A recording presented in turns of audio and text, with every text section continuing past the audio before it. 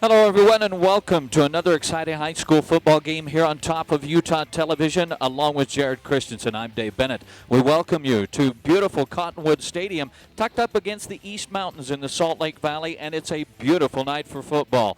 5A powerhouse Cottonwood Colts offensively, having won the coin toss, and Logan kicked it out the back of the end zone, and here we go. Bateman, an excellent quarterback for the Colts. They run the spread or West Coast offense, but they've got a great running attack too, breaking 1, 2, 3 tackles. And finally, after a 15-yard pickup, Cottonwood in those beautiful yellow, gold, black uniforms. And that's number 1, Hosea, their excellent running back, with the first down run. They give it right back to him. Beautiful blocking, and he trips over his own feet, and it's another 13 yards for Gabe. Yeah, they're just keeping this high-tempo offense up like Coach Lyman said. They're just going to keep running, and this is their style of offense, keeping it running, keeping the tempo going, trying to keep their defense off balance. Hosea, Latte, Lulu, Latier, Ciala, Hanks, Bateman, the quarterback. You also have Falimoka, Tupi, Kinney, Molly, and Root and Waters, the offensive starters for the Cottonwood Colts. Hosea, they're on a no gain. 3rd and 1. Opening drive of the ball game. It's cooled off, clouds overhead, temperatures dropped, reasonably nice after unseasonably warm temperatures in both the Cache and Salt Lake Valleys. Average temperatures running 10 to 12 degrees above normal, and that will take its toll on the football field. 3-yard run is the third first down of the ball game, all on the ground with Hosea. Every single play has been to Hosea so far. Bateman's first pass complete, good for 5 yards. That pass complete to Ciala, the number 1 receiver for him, along with Hanks. Last year, these Cottonwood Colts went 10-1, a perfect 6-0 in the region. The Deseret News has them 10th in the state in preseason polls. The Salt Lake Tribune has them number 2 here in the brand new Region 3. Of course, the big question for the Colts this year, Jared, is defensively. They lost 9 defensive starters. Yeah, it should be interesting to see what they can do here. Both those starters are on the corner positions, so they have their work cut out for them with 3 freshmen starting on the defense for Cottonwood.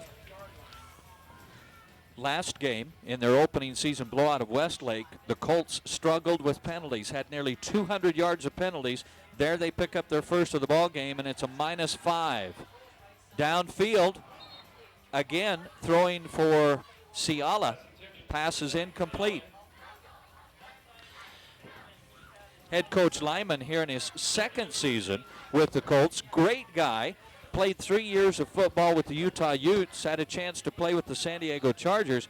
Been here 5 years as the assistant in his second year as head coach.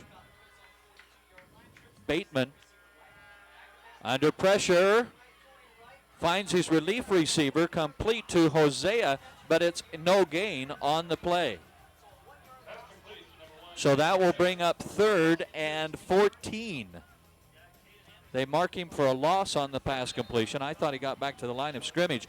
Good job that time by the Logan defense. You talk about the Logan Grizzlies. One of the bright spots for them is they have returned all 4 defensive linemen. Bateman rolls to the far side. Plenty of time. Steps into it. Wide open down the field. And a beautiful throw all the way down to the 19-yard line. Lokalea 41 down with to the the huge 20-yard reception. line. What's that? Just saying, from the 41 down to the 20, wide open man, as you can see there. Got rid of it, found his man over top, and it was just a great play there for Cottonwood. Huge first down. Just when the Grizzlies had him in a hole, they go right back to Hosea, right up the middle, wrapped up solidly by the Logan interior line. Coming off the bottom of that stack is number 56, Jacoby Wildman. Defensively for the Grizzlies, you've got Anderson Connor, Anderson Caden, as well as Chasen, Taylor Compton, Chase Nelson, Johnny Luke, who had 2 interceptions last week, Hunter Ballum, Austin Rice, Dallin Dahl, Jacoby Wildman, the defensive starters for the Grizzlies. They've got 7 brand new guys in the backfield. All the linemen and D-backs are new to the Grizzly defensive starting lineup this year.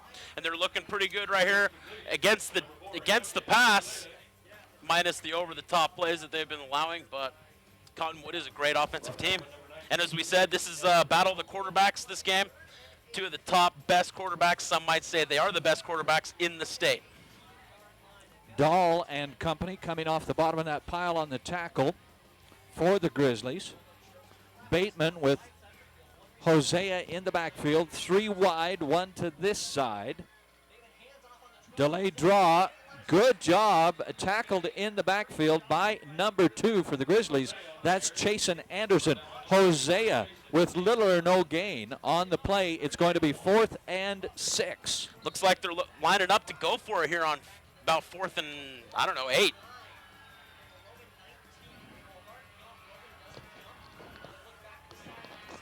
Now the spread offense, they get set. Very hard to make defensive substitutions. Bateman looks to the sideline for the call. Lyman runs the offense for the Colts, the head coach. Plenty of time across the middle and good defense. I believe that was number 49, Dahl, again. So a big defensive stop for the Grizzlies after a huge pass play. Yeah, you can see right here, just lines up and Dahl gets right in front of the ball. Looked like he might intercept it, but he just chose to swat it down. So turnover on downs. In this case, being very close to a punt, the Grizzlies will start out 1st and 10 on their own 17-yard line. This is going to be our first look at DJ Nelson, returning starter. He's a senior this year, one of the top quarterbacks last year. Nelson absolutely prolific as a quarterback. Logan runs a very similar offense to the Colts. Nice Utah shovel pass. Smith showing his strength and why he averages over 8 yards a carry as a running back as he picks up 12 yards in the first down on a great effort after the pass. Yeah, it was a great executed play right there. You saw a nice shuttle pass, and, Coach Favero jokingly says Nelson is smarter than he is when it comes to offensive playing. 1st and 10 for the Grizzlies on their own 33. Nelson straight ahead. Tough going, maybe a yard. Picks up. Looking at the offensive starters for the Logan Grizzlies, it's Hagan Anderson, Bo Artist, Jesse Brady, DJ Nelson, the outstanding quarterback, John Smith, the wonderful running back, Jacob Thompson, Latu Pani, Hampton Ware, Dito Marlin, Dalton Cole, and Coulter Cottle. Nelson drew the defensive end offsides right there, number 17.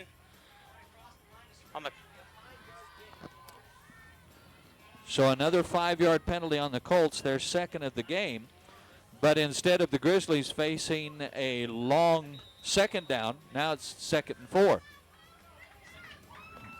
Defensively, for Cottonwood, you have Kingston Levia, Luke Latier, Hunter Hanks plays both ways. Moofy Hunt plays defensively. He's one of those freshmen. Jake Latier, Desmond Banks, Gregory DePietro, he's the other freshman, Darlin Banks, and TJ Fihoko.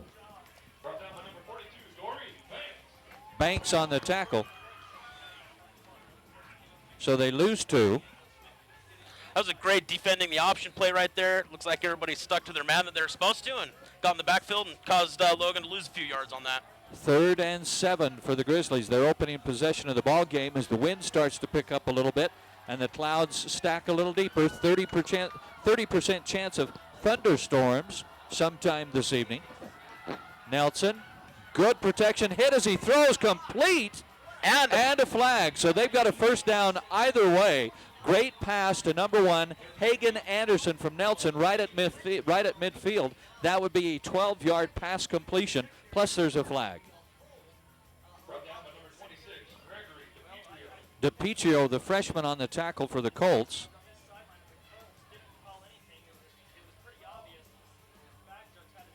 Declined. So the 12-yard pass makes it a first down right at midfield for the Grizzlies. We're expecting a lot of points. Last week, the Grizzlies won their game 49-14, and Cottonwood won their game 36-13. That's nearly 100 points between the two. Smith on the inside handoff does a good job keeping his balance. He's ahead for 2.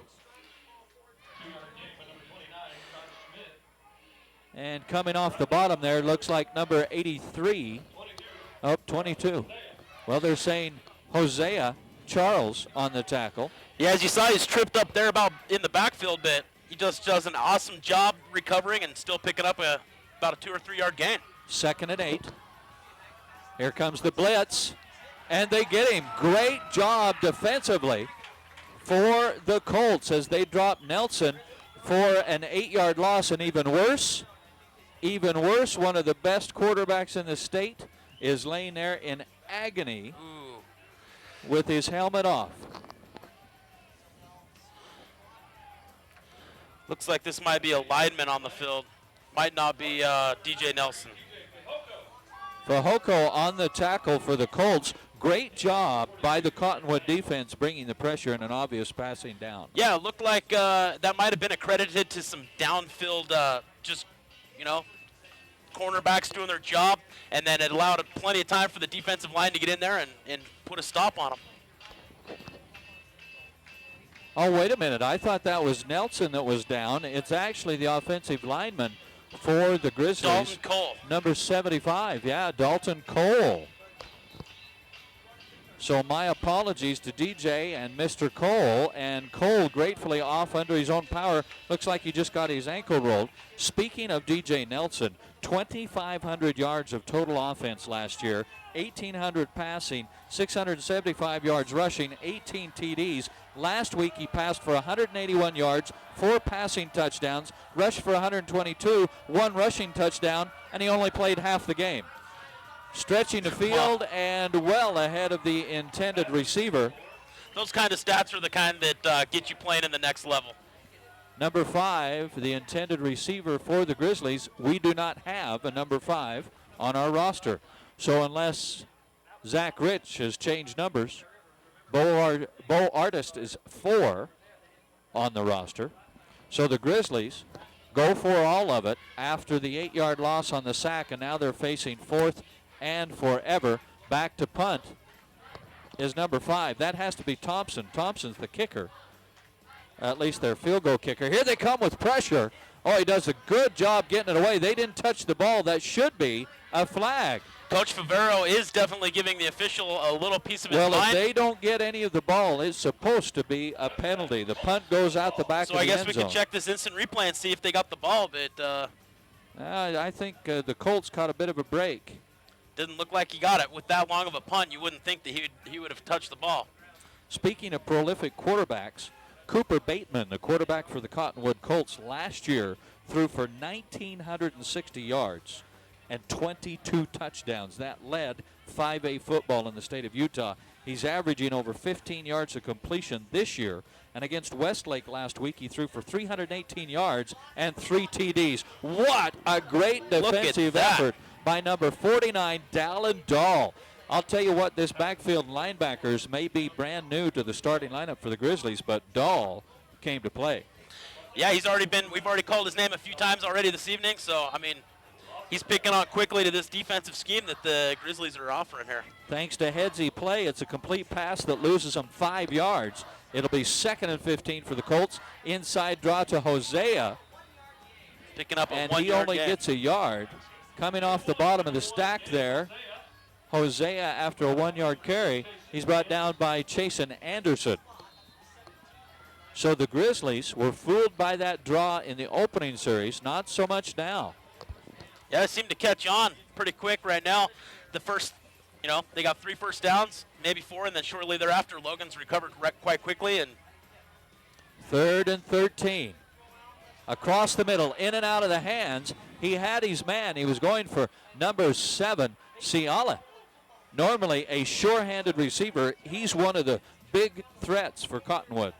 Just a great throw right there, and that's the kind that the coaches never like to see, the ones that hit him in the hands and fall out. Ciala had a 60-yard touchdown catch last week against Westlake. Hunter Hanks had an 86-yard touchdown catch for the Colts last week. And Gabe Hosea, the leading rusher with 125 yards on 30 carries against Westlake. He was averaging 5.26 yards a carry last week's game. A punt for Cottonwood.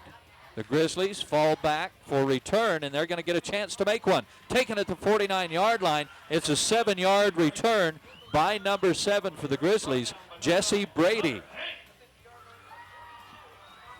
So the best field possession of the game for the Grizzlies on the Cottonwood 42-yard line.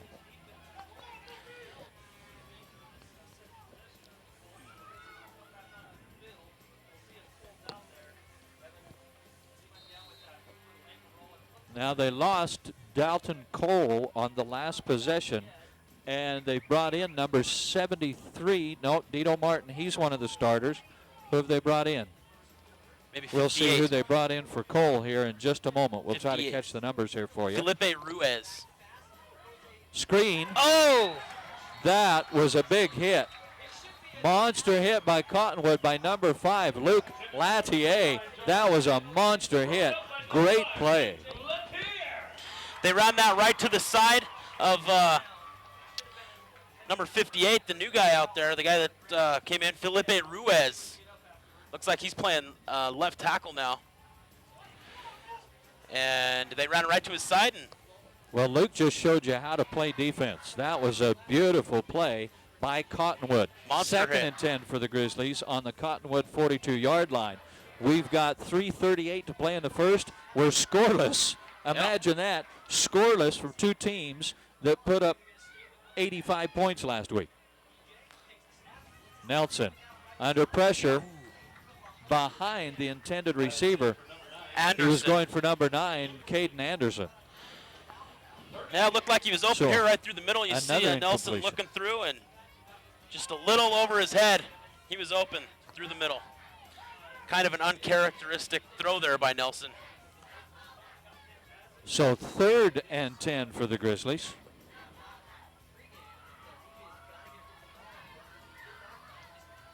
Nelson sends a man in motion. That's Smith in motion. He'll help out to pick up the blitz. Nelson with all day. Wide open receiver, and his receiver stopped running. Number 4, Bo Artist, stopped running. He had 2 steps past his defender and slowed down. You can see he has a showing in, and then he gets to the outside. Nelson wasn't slow to recognize it, gives it a nice launch. And wow. Logan missing a big opportunity there, and will have to punt the ball away. Even as good as their field goal kicker is, he's probably not going to kick a 60-yarder. So Logan will have to punt after the excellent field position. Cottonwood nearly gets it again. And Thompson punts the ball away. 3 plays, 3 incomplete passes for the Logan Grizzlies.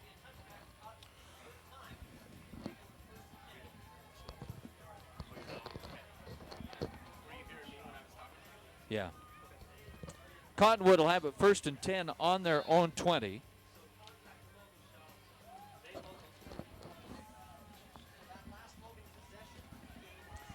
So here we go for Cottonwood, their 3rd possession of the ball game on their own 20. Bateman to Hosea, straight ahead. Good, strong run. He'll pick up 5 yards. Brought down by number 2, Chasen Anderson. Latulela, one of the leading receivers for the Cottonwood Colts, had 12 touchdown catches last year as a sophomore. That was the best in 5A. 2nd and 5 for the Colts. Hosea again. Hit immediately. A host of Grizzlies, and they drop him for a 2, maybe a 3-yard loss. Coming off the stack, 24, Hunter Ballum. But the first one there was big number 60, Darian Daniels. Great play by Daniels for the Grizzlies. He got right in there and just bulldozed his way in the backfield and caused some havoc. Well, and most importantly, once he got there, he finished the play. A lot of times you'll see these younger players get there, but then they don't wrap up, finish the tackle, and he had nothing doing. Excellent defense by the Grizzlies, and a game that I think everybody expected to be the winners, the last one with the ball, has turned into a defensive stalemate here as we're under 2.5 minutes to play in the first period and are still scoreless. Yeah, I totally expected it to be about 21-21 at this point. Bateman showing great poise, starts as a sophomore for a 5A football team and is the best passer in 5A last year. Throws out to this side, and another dropped ball. Intended receiver was number 84. That's Moley. Bringing up another 4th down. Obvious punting situation on the 24-yard line. Well, I think that's just a little bit of jitters because he turns before he's got the ball. He turns before he's got the ball and tries to make something happen. All right, another punt. A lot of these mistakes are mistakes that you see in the first few weeks of the season. Right, and they'll iron them out. Two good football programs, they won't leave those kinds of mistakes out there on the field for very long. So here we go. Oh, and they try to fake the punt. Yes, and the Grizzlies are going to have excellent field position. Cottonwood tried a little razzle-dazzle with number 7, Ciala, and it went nowhere. As you can see here, he had one man to beat, trying to follow his block, and he just ran right into it. The Grizzlies have excellent field position, 1st and 10 on the Cottonwood 23, 24-yard line. No back in the backfield with Nelson this time. And a late defender on the field for Cottonwood. I look for Nelson to go to the end zone here. Nope, they do the draw, and Nelson shows how strong of a runner he is against this big Cottonwood defense. He gets a 1st down. That's the 2nd run of the game. First one went for 1, next one went for 11. 3rd 1st down of the game for the Logan Grizzlies. Nelson again alone in the backfield. 3 wideouts to the far side, 2 to this side. 5 men in the pattern. Both these teams run the spread or the West Coast offense.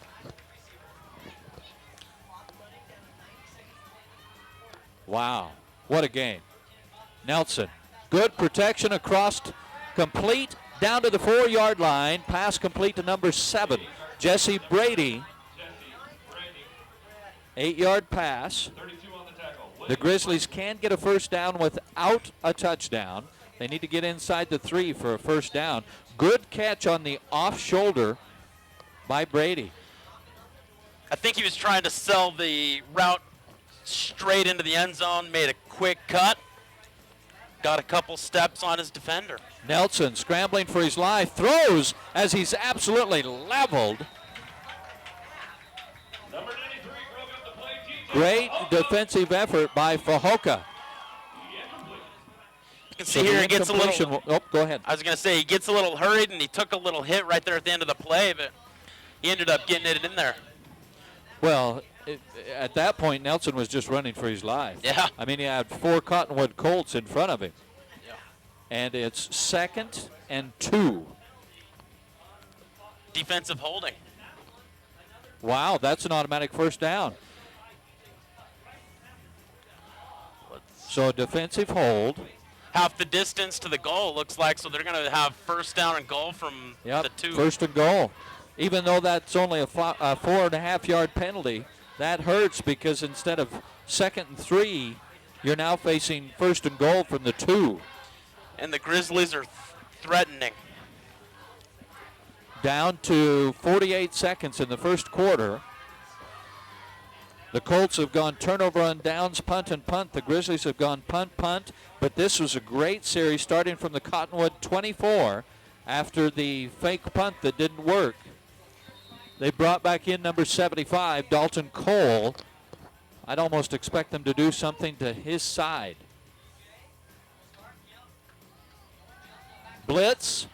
He gets away with 1, gets away from 2, and then a shoestring tackle by Tupai.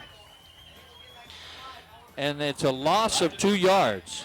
After this initial hit, I thought he was going to see kind of jukes there, breaks another tackle, and then he just gets a little tripped up there at the end. Well, I'll tell you what, I am very impressed by Cottonwood's defensive scheme. They're getting a lot of pressure with their 4-down linemen, and they're stunting the outside linebackers often. Nelson across the middle, incomplete.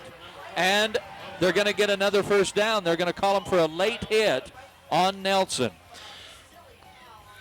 You see Nelson right there. He had the artist was wide open in the middle of the field. Maybe threw it a little in front of him.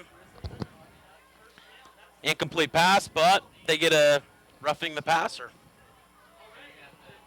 So it'll end up being a 7-yard penalty. Roughing the passer is a personal foul. 15 yards, an automatic first down, half the distance to the goal. Makes it a 6-yard penalty. Just a kind of a mental lapse right there because the Cottonwood defense has been playing stellar, getting lots of pressure on DJ Nelson, and that time he just painted too big of a target. And the Grizzlies have a fresh set of downs at the Cottonwood 4. Pressure again, complete. Touchdown. Number 7, Jesse Brady. Riley Nelson, a 7-yard touchdown pass. He was looking at him the whole time. Great release. Found his man on the outside. Picks up the first score of the game for the Logan Grizzlies with 10 seconds left in the first quarter. They had 2 first downs off of penalties within their own 5-yard line. And when we had an opportunity to talk with, with Coach Lyman at the beginning of the game, he said that was their only problem last week was the penalties, and it's hurt him here tonight. 10 seconds to play in the first quarter. The Grizzlies take the early lead, 7-0. We'll be back after these messages.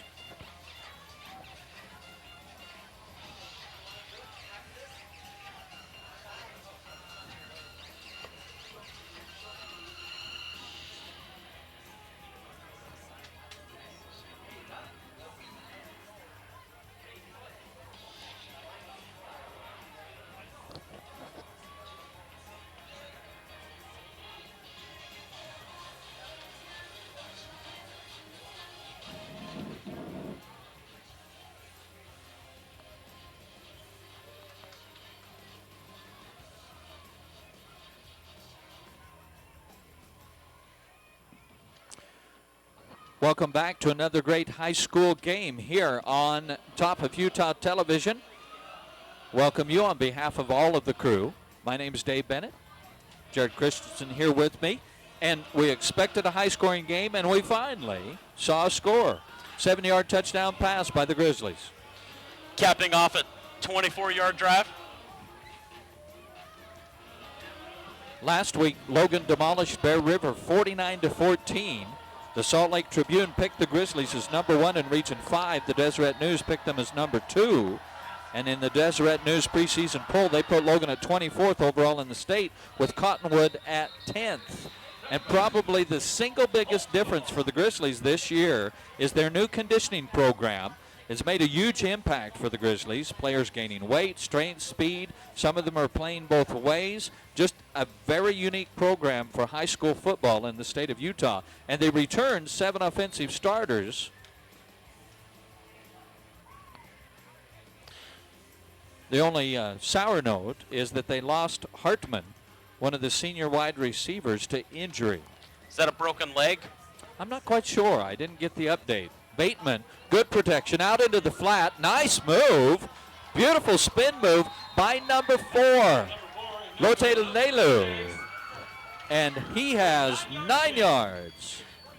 He had that 37-yard reception earlier, and you can see here he's got some great moves to make his defenders miss, as he made about 2 or 3 Logan defenders miss there at the end of the second quarter. Bateman with a good, crisp pass, and we've reached the end of the first quarter of play. We'll take a break and be back for more exciting high school sports action here on Top of Utah Television right after these messages.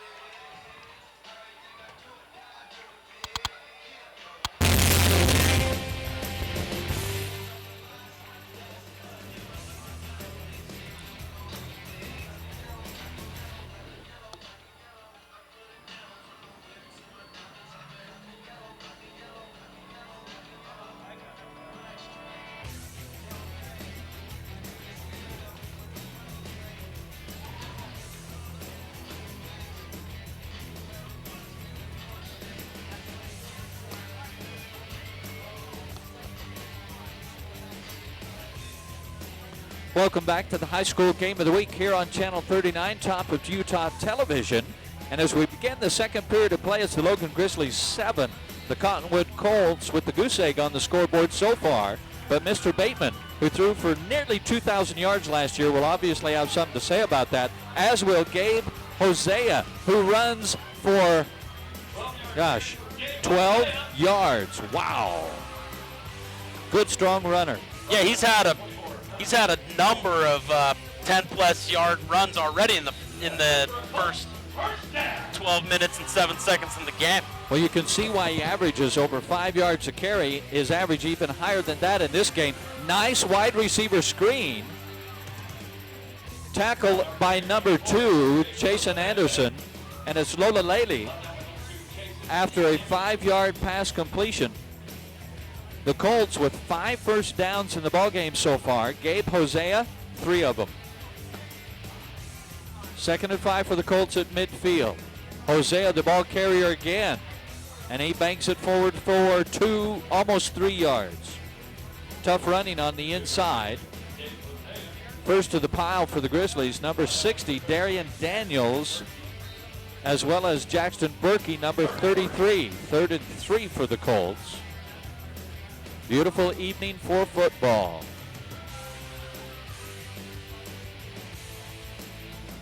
Grizzlies show blitz.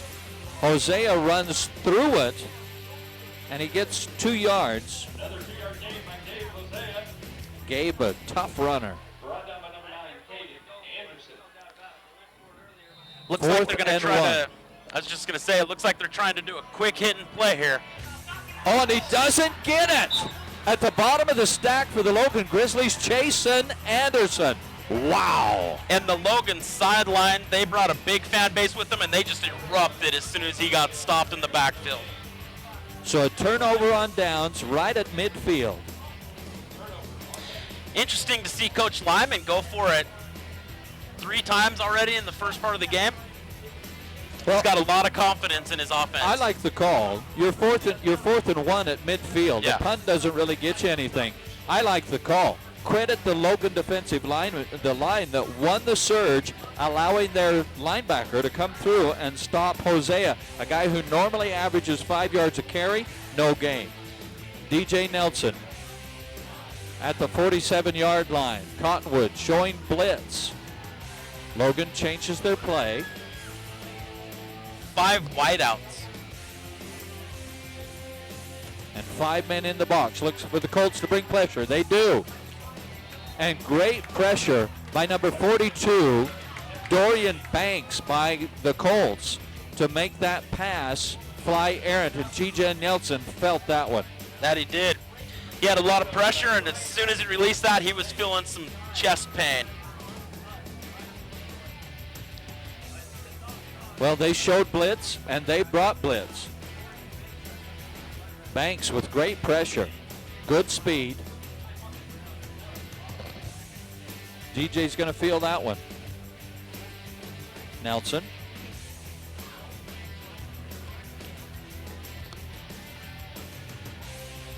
Cottonwood in the new Region 3, which we'll talk about after this play. Nelson, good protection that time, complete. And 5 yards on the pass. 29, John Schmidt. Smith, the receiver, the running back. Good open field tackle by the Colts. I thought that was number 32. Yeah, Franklin. He got Smith and just didn't let go. You could see him just holding on for dear life, not letting him get away, and that's good tackling there. Smith, the third of 3 brothers who have played for Logan High, and all done well. Nelson throws, had 2 receivers right next to each other. Obviously a miscommunication, but more importantly for the Grizzlies, caught by Thompson. 7-yard pass completion, good for a Grizzly first down. That's great protection up front. As you can see, Nelson getting a lot of protection. They brought some pressure up the middle, but the offensive line did a great job in giving Nelson some time. 1st and 10 on the Cottonwood 37-yard line. Good composure in the pocket for Nelson. Schmidt in motion. He's got a man open on the far side. It was a beautiful route, Caught. First down at the Cottonwood 5-yard line. Wow. Artist. That is Artist. 32-yard pass. What a beautiful route by Artist. Shake and bake. And wide open. He's dropped a couple passes today, and he just redeemed himself right there. First and goal from the 5. Grizzlies knocking on the door. They already lead 7-0. Cottonwood wants a timeout. We'll take it as well and be back after these messages.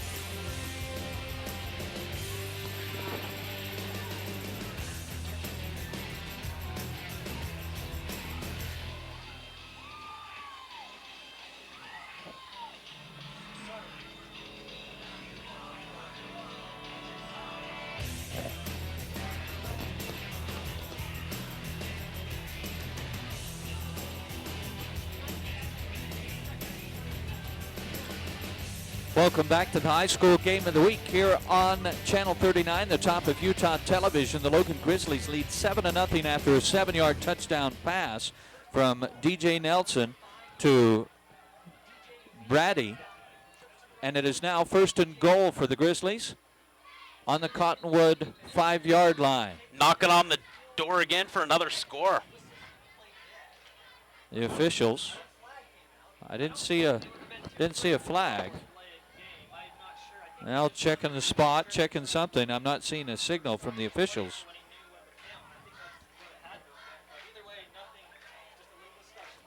So the Grizzlies with an opportunity. I wouldn't be surprised to see Nelson on a quarterback draw right here. Now he sees something and changes the play at the line of scrimmage.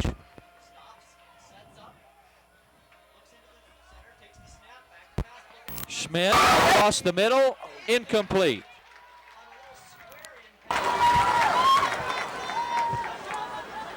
Pass broken up by number 21, Jake Latier. Latier with good defense for the Colts. Second and goal for the Grizzlies. Did just as he was coached, stay in front of him. Don't get your hand in there at all costs to try to disrupt the pass. The wind's starting to pick up as the storm moves in. 5 down linemen by Cottonwood. Lots of movement. I think we might have had some movement on the wide receiver corps. Legal procedure for the Grizzlies. Their first penalty of the game. That will keep it first and goal, but now they'll be all the way back to the 12-yard line. New Region 3 for the Cottonwood Colts. They've got Alta, Brighton, Copper Hills, Cottonwood, Jordan, and West Jordan. That's a tough region. Oh, yeah. Brighton. Alta, Jordan, the Beat Diggers. Yeah. You know, Cottonwood sent 12 players, a dozen players to college ball last year. This is a very good football program. Speaks a lot for their program for sure. Nelson, good composure, intending to get number 4, Artist, incomplete. So now it's 3rd and 11. I should say 3rd and goal. Oh, yeah. 11. 3rd and goal from the 11. I just want to take a minute to give these fans a pat on the back. Both fan corps are making a lot of noise and showing a lot of support for their team. It's always fun to see the community get involved with the high schools. Well, the noise starts from the Cottonwood side as they're cheering on their defense. Nelson from the drop, hit as he releases, and again he had 2 wide receivers in the same spot. This time, though, instead of it being successful, it's incomplete and a turnover on downs. As you can see the replay here. Oh, no, sorry, 4th down. Had men on the outside right there. Well, Brady and Thompson were both in the same spot, and he missed them both. Number Cottonwood continues to bring a lot of pressure onto Nelson. I think they recognize his athleticism and figure, hey, if you let him sit back there, he's going to pick you apart. So let's get him running. Thompson going for the field goal. Kicked from the 17-yard line, so it'll be a 27-yard field goal is good. And the Grizzlies take a 10-0 lead with 9:10 to play in the half. That looked like it could have been good from about 50 yards out. He booted that. As a junior, he's one of the best kickers in the state. In a preseason interview that Coach Favero did with one of the Salt Lake newspapers, he felt that his kicker would play college ball. Well, he's sure showing the leg right now. Well, we've got a great game for you. It is the Grizzlies 10, the Colts nothing. But don't forget that Bateman, the quarterback, passed for nearly 2,000 yards. So far, he's had 4 drop balls by his receivers. Once they get that figured out and get rid of those jitters, look for the Colts to start putting up some yards.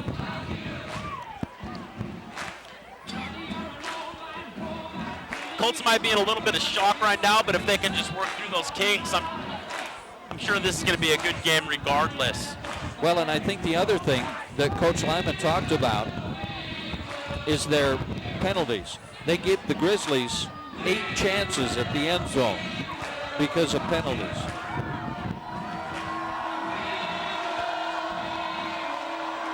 Cottonwood easily handled Westlake last week. Cottonwood scored on their first 3 possessions last week. Little pooch kick off his knees, blown dead. That was I'm kind trying of to figure out why they're blowing the whistles. That's a live ball. Yeah, we got a flag on the field. It's a pretty late flag at that.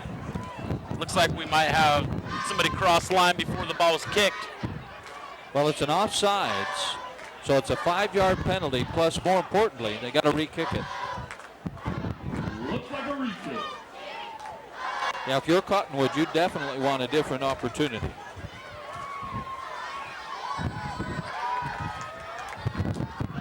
He might give it a little bit more leg this time, kick it out of the back of the end zone again.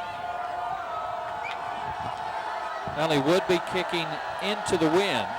The wind is coming from the south-southwest as the storm moves through.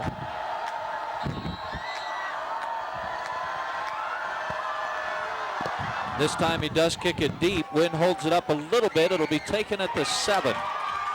Return right on a good open field tackle. Nice return all the way out to the 22-yard line. Brought down by number 24, Hunter Ballin.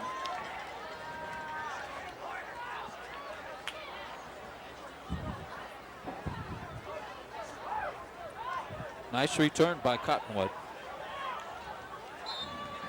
Kicking into the one, you can obviously see that affected him. When he's kicking the other way, he kicked that out of the back of the end zone. Now he just got it to the 7-yard line. 1st and 10 for Bateman and company at their own 22. As a man in motion, they tried to set up the screen, and Bateman wisely just downs the ball. They had the Grizzlies sniffed that out. They sent Latalelu in motion, and they were trying to set up the screen with Jose on this side, and the Grizzlies recognized it early. Yeah, they had about 4 defenders right there. Whether they were going to chase Bateman down or get an interception, that's what they were there for, and he made a great decision to throw it away. Ballum and Luke for the Grizzlies were on top of that, as well as one of the D linemen. Bateman nearly intercepted by number 15, Taylor Compton. Great defensive play. Well, he was going for Hanks, his big receiver. Wow. That was nearly a pick 6. And he's always going to try to go for Hanks. Hanks had an 86-yard touchdown pass last week. Bateman rolls. A rare run for him. And they're going to give him 6. But not nearly enough. I'm surprised that he tucked instead of trying to go for the first down. 4th down.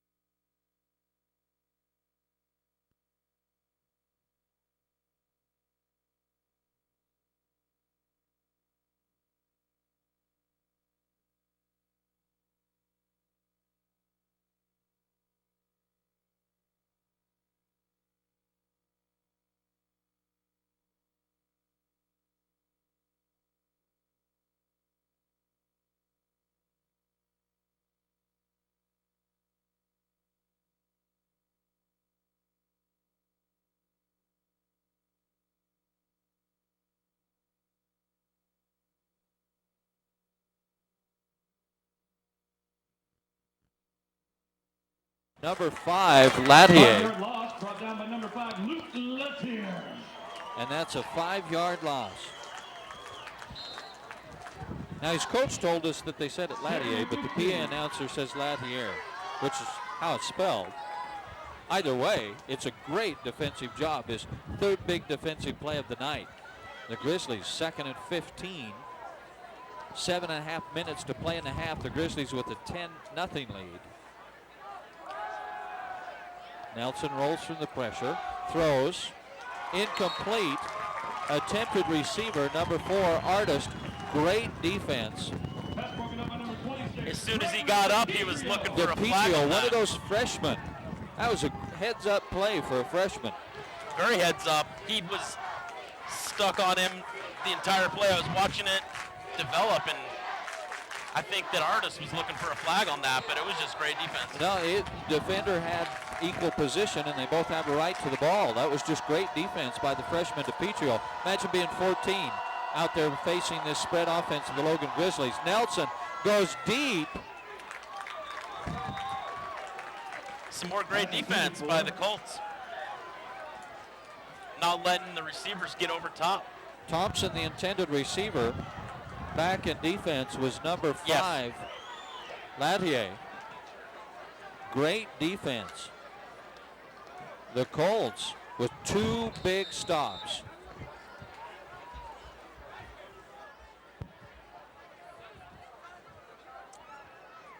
So the Grizzlies will have to punt. Thompson back. 1 man deep for the Colts. Goes a little bit off the side of his foot, but then takes a little bit of a Logan roll.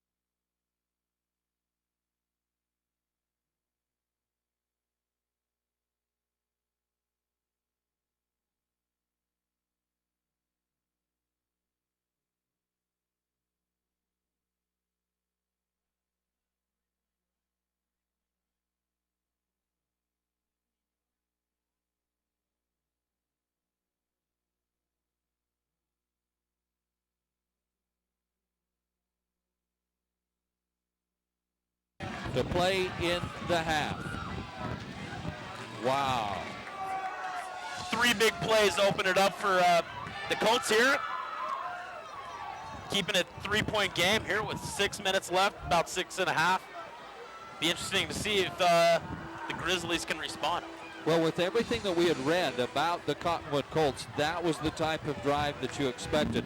They eat up chunks of yards. Well, they take great big chunks of yards. They had an 86-yard touchdown pass last week. They had a 60-yard touchdown pass last week. They had a 40-yard touchdown run. And right there, they had a 45-yard touchdown pass. They can chew it up in big, big chunks. For 2011, the Utah High School Activities Association has placed a special emphasis on sportsmanship. It's called Raise the Bar.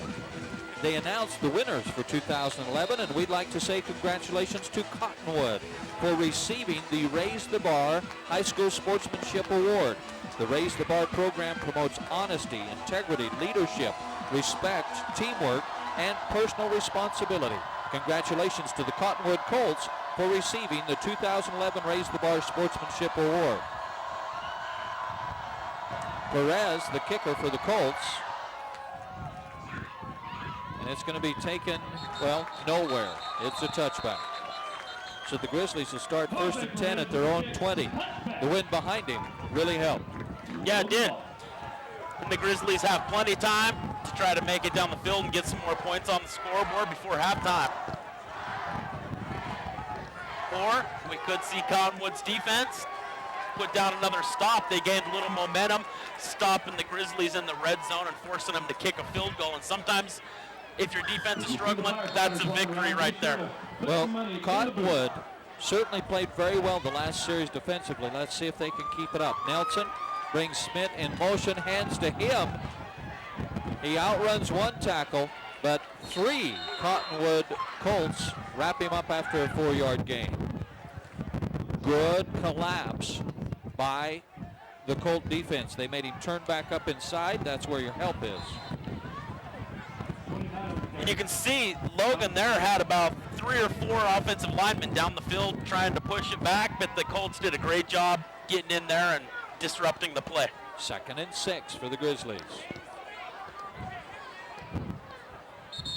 And the Colts are going to give them 5 yards the easy way. The offsides will go against number 17, Hunt, one of the freshmen.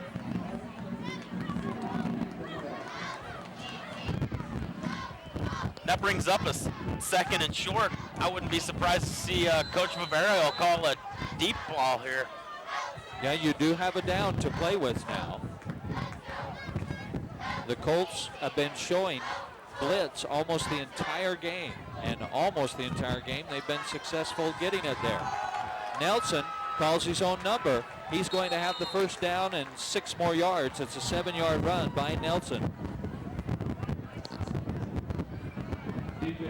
Another first down for the Grizzlies. He makes some quick adjustments there, and he had a lot of help up front with his offensive line there, opening the hole up and giving him some room to work with. Grizzlies on their own 37-yard line. 1st and 10. About 5.5 minutes to play in the half. With a 3-point lead, the Grizzlies would like to hold back that Cottonwood offense or Cottonwood defense.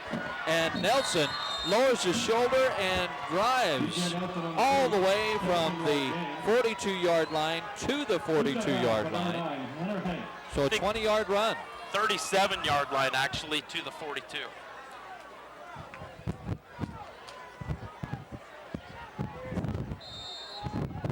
So a good job by Nelson. He can kill you one of 2 ways, with his arm or with his feet. 1st and 10 on the Cottonwood side of the field. Ball spotted at their 43-yard line. Nelson alone in the backfield. Good run after the catch by number 7. Looks like we Jesse might have Brady. a roughing the passer penalty here as well. Well, it was a first down by pass. If it was roughing the passer, it's a first down by penalty. Which one do you take? I take this. the penalty. It gives you 5 more yards. Yep. We'll see. You like the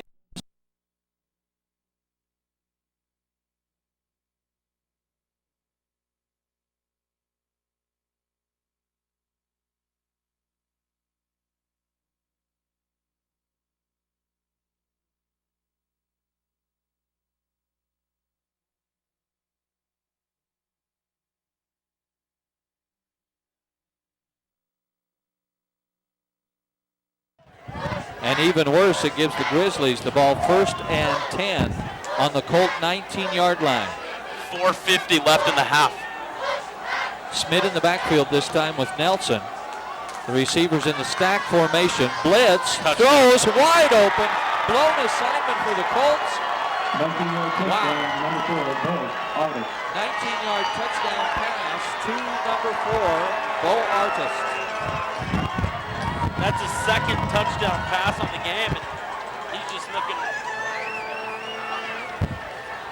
really sharp. He started the game off, dropped a couple balls, and now he's kind of redeemed himself right there, catching 2 touchdown passes there. First touchdown pass was 7 yards, Nelson to Brady. This touchdown pass, 19 yards, Nelson to Artist. Extra point is good. No. Oh, no. All right. They're saying it is good. So that makes it 17-7 with 4:40 to play in the half. We'll be back after these messages.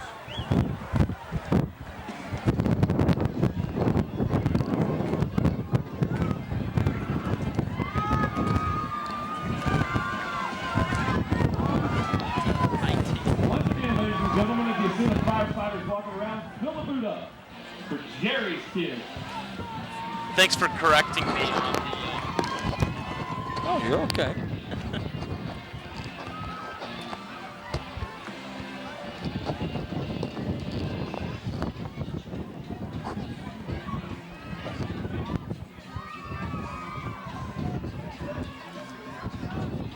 Welcome back to the high school game of the week here on top of Utah Television. And when we saw that big explosion by the Cottonwood Colt offense, scoring a touchdown in 3 plays with plays of 15, 9, and 45 yards, we see the Logan Grizzlies put together a 5-play drive of their own, culminating in a 19-yard touchdown pass from Nelson to Artist to reclaim the 10-point lead, 17-7 with 4:40 to play in the half. Yeah, they only took about a minute and a half off the clock for that drive, and that was definitely launched by quarterback DJ Nelson on his runs up the middle. And I'm sure Coach Favero said these guys are bringing a lot of pressure up the middle.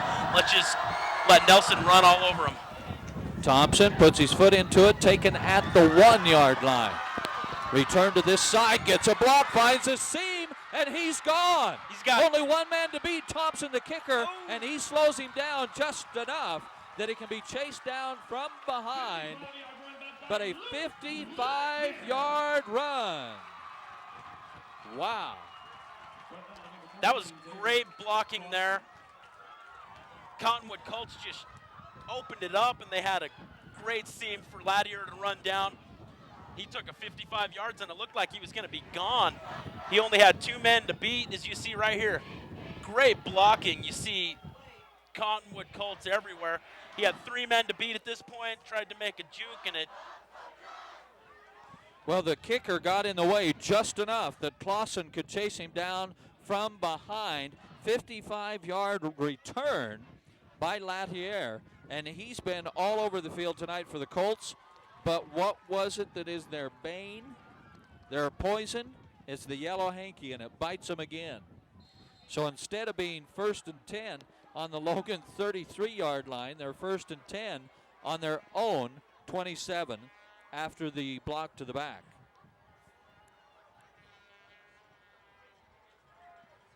Bateman all day back there, wide open over the middle of the field. Pass complete to the 43. So a 27-yard pass completion. Wow. See there, he wasted no time getting it upfield when he saw the man open, and he just chucked it right in there as hard as he could with his awesome arm. Got him upfield quite a bit. Latelelu showing why he is one of the best receivers in high school football in the state of Utah. Certainly the best in 5A last year. Hosea bangs it ahead for 4 yards. Tackle for the Grizzlies by 60, Daniels. So 2nd and 7. Bateman. Hosea goes right side, flag on the play. That's going to come from the area that you'll see a hold He did get 3 yards, but it's not going to stand.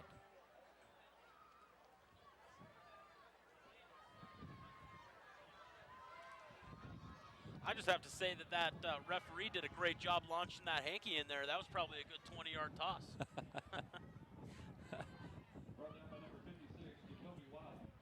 Wildman on the tackle. Hosea on the carry, but it will not stand. Coach Lyman, great guy. Had a chance to speak to him before the game. Played 3 years with the University of Utah, a little bit of time with San Diego as well, professionally. In his 7th year here, 5 as the assistant. How's this for an inaugural season? How about going 6-0 in one of the toughest regions in 5A and 10-1 overall? The only loss of the season coming in the quarterfinals of the state high school playoffs to, well, guess who? Yeah, does Bingham sound familiar? The big fellas at Bingham. After the 10-yard penalty, 2nd and 20. Looking deep. And incomplete. Man had a step, couldn't quite get the ball there. And what a beautiful night for a football game. We've got clouds overhead. The temperatures drop by probably 15 degrees to make it tolerable. There's a breeze from the south-southwest, and you've got a beautiful sunset against that beautiful eastern range of the Wasatch here by Salt Lake. The only thing that could have made that nicer for the Cottonwood Colts faithful is for that to be a reception. But I'll tell you, we've got a great night for football and 2 great football teams going at it. Cottonwood takes their 2nd time out of the half. We'll take it as well and be back after these messages.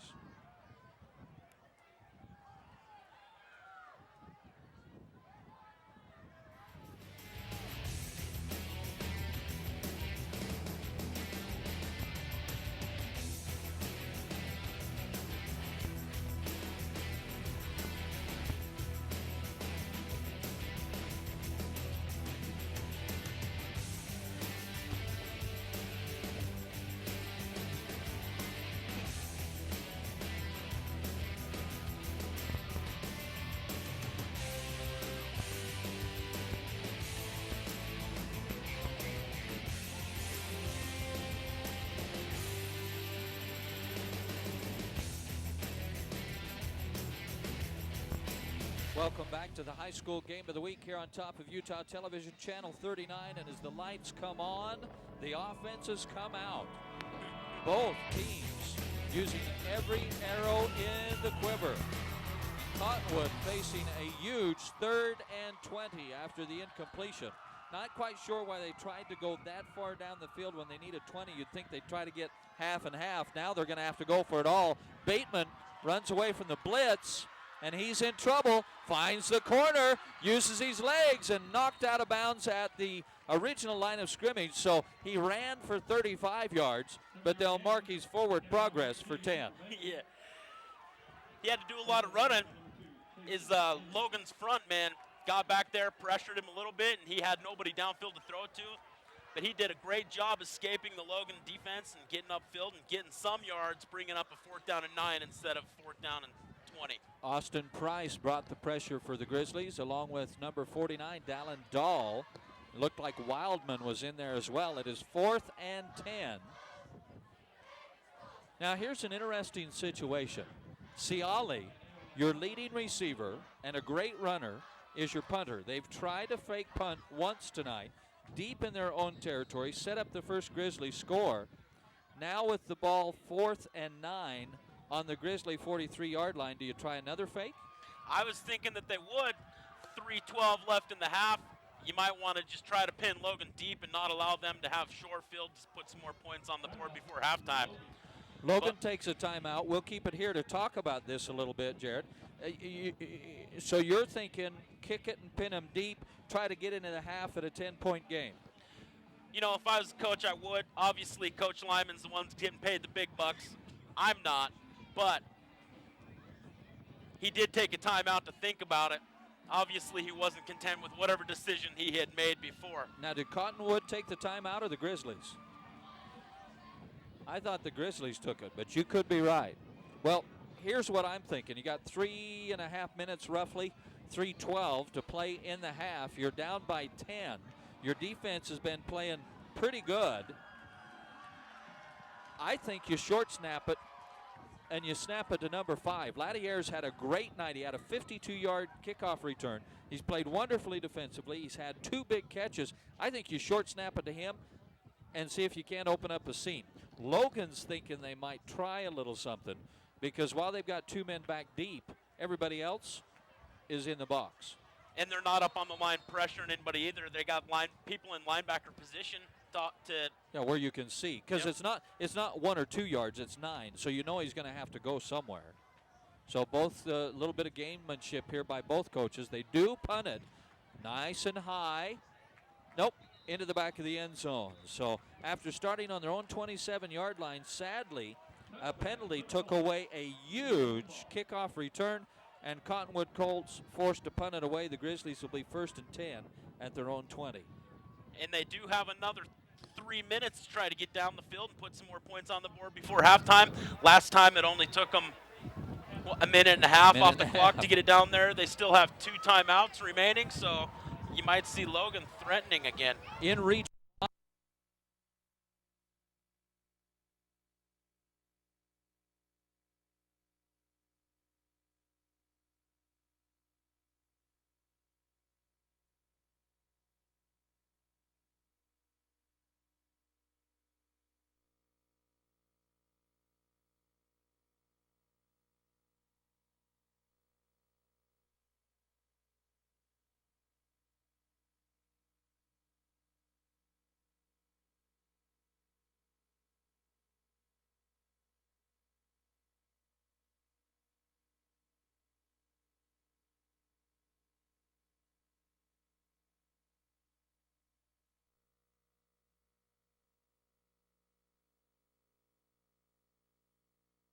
They've now been penalized for a total of 16 yards.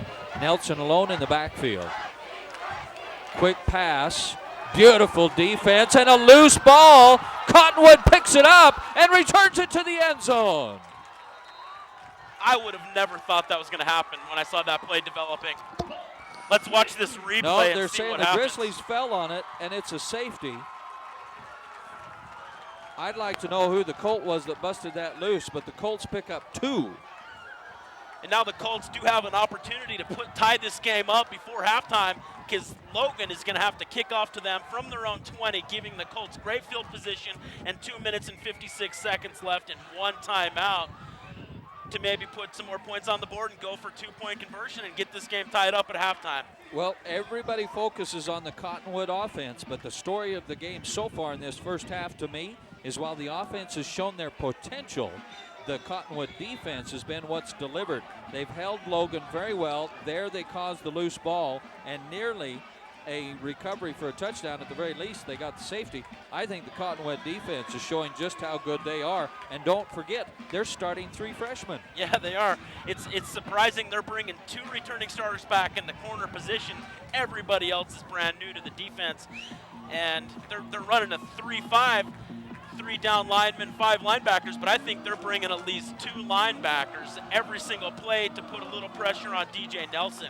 Logan's had the ball 7 times in this first half. They've had 1, 2, 3 punts, and now a safety. So out of 7 possessions, the Cottonwood defense is +2 with 3 punts. Yeah. That's pretty good defense. And as you say, they're going to have an excellent field position, or should, because Logan has to kick from the 20, and they are kicking into the wind. Last time he kicked off from the 35, got it down to the 7, so they're taking 15 yards off. He might be fielding this about the 25-yard line. Of course, remember, you do have one of the best kickers in the state with Thompson. He's got a leg, and the wind holds it up a little bit, taken at the 26-yard line. Nice return right straight up the middle of the field to the 47-yard line. Nice return. So Cottonwood with great position at their own 47-yard line.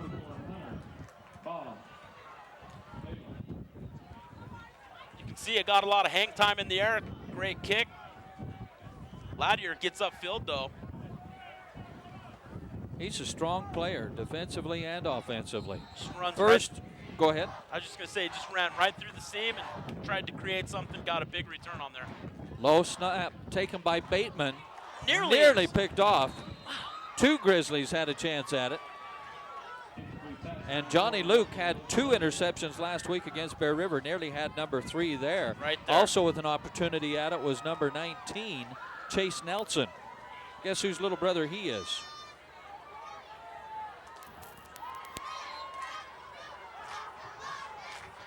Whose little brother is he? DJ's and Riley's. Look at that. Wow, great defense by the Grizzlies. Jacoby Wildman led the charge. Now, if he's who I think he is, his dad played for Utah State and was an exceptional ball player, and Wildman beat 2 Colts to the quarterback. Yeah, he just plowed right through him, got right back there to Bateman and put him down, bringing up a third and about 16 or 17 yards right there. Great play. Big timing, and that's Logan's core of their defense right now, bringing back all 4 of their down linemen on the defensive end. And even though there was a question mark because they had 7 brand new defensive backs and linebackers, their defensive backfield was all new. I don't think that they're playing with any type of hesitancy nor any lack of passion. We've seen great effort by Anderson, Luke. I mean, they're doing a good job. They may be new to the starting lineup, but they're not new to the game of football and playing Logan-style defense. Oh, no.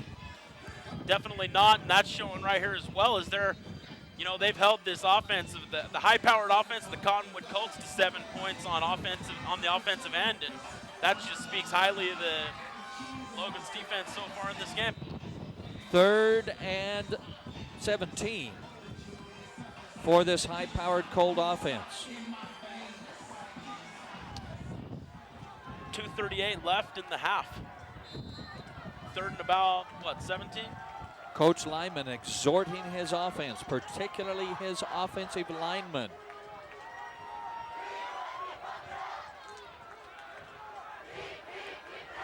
Bateman running, flag. So the Colts are going to back up some more because, again, that's going to be a hold.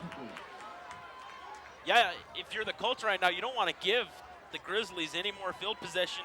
They still got 2 timeouts left, and there's only 2.5 minutes left in the half. And remember, it's from the spot of the foul, so depending on how much they step off, it could be 10 yards or more. Very interesting that they got a hold as well, because Logan only brought 3 linemen on the rush there.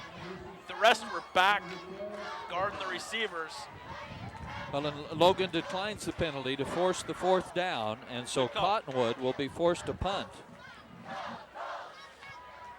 Coach Favero obviously liking his possibilities of getting some more points on the board before halftime. I think we've had about 4 or 5 possession changes in the last 4 minutes of the game. Yeah, you're exactly right. You called it right. This is the 4th possession.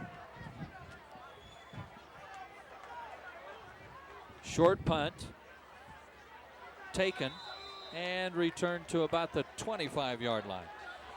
Interesting that he took it, but you never know what kind of bounce it's going to give.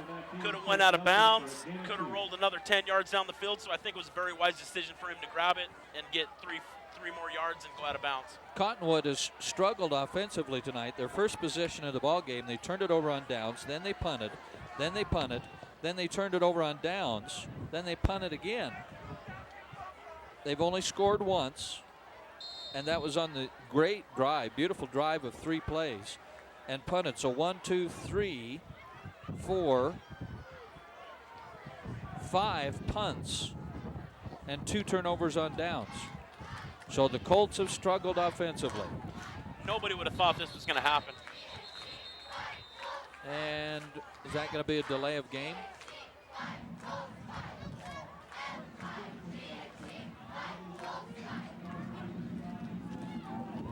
I can't tell through his mic.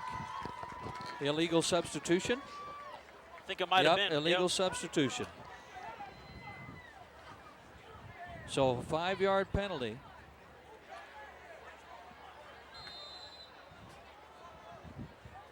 Yeah, legal substitution. Came after they broke the huddle. Again, the Colts show blitz. Nelson keeps it. Wrapped up by a host of Colts. But not until he picks up 4 yards. He'll be just short of the first down. For a 4-yard gain. Brought up with number 9, Hunter. He's had 48 yards rushing already. Last week he had 112 and a half. And a half. But it wasn't against a defense as good as the Colts. Second, about the length of the ball. Clock's running. Oh, Nelson moved early. Yep. That'll be false start against number 12. He got excited. He thought he saw something. And so instead of second and about a foot and a half, now it'll be 2nd and 6. Did stop the clock, though, temporarily. Well, 1:45 left. It'll start as soon as they spot the ball. It's already going. Yep. Logan not in any big hurry.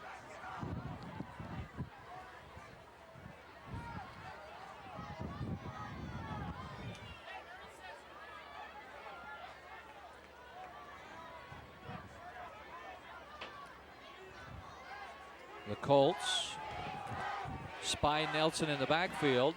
He does get all the way out to the 35. Should be good for a first down. 5-yard gain. They might have to measure this one. Nope. Nope. They wave it forward. First down. That play had been working for the Grizzlies, and Nelson did it again.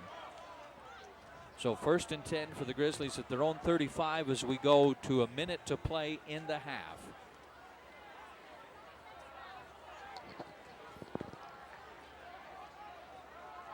Nelson calls his number again and bangs all the way up to 8 yards forward. Now, I'm going to be interesting on how they call that, because there's a new emphasis this year on helmet use and contact above the shoulders. All horse collar penalties are treated as live ball fouls. That was a new emphasis. So what they must have said is he got the shoulder pads and not the horse collar, but it was definitely up around the neck. Blitz, Nelson crunched as he throws it. Not one, but 2 Colts just smashed him. And they did show great, sportsmanship, helping him up after the play was over.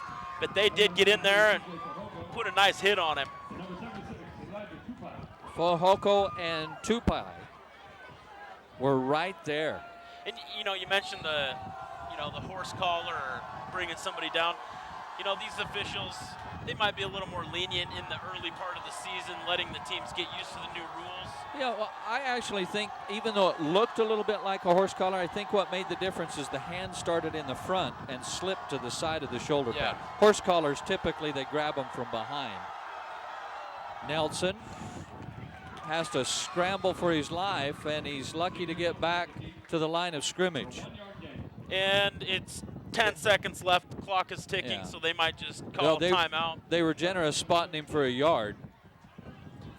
They might call a timeout and get one last play I think they're going to the half. And so at the half, it is the Grizzlies 17, the Cottonwood Colts 9. We'll be back after these messages. Colts 9. Logan 17.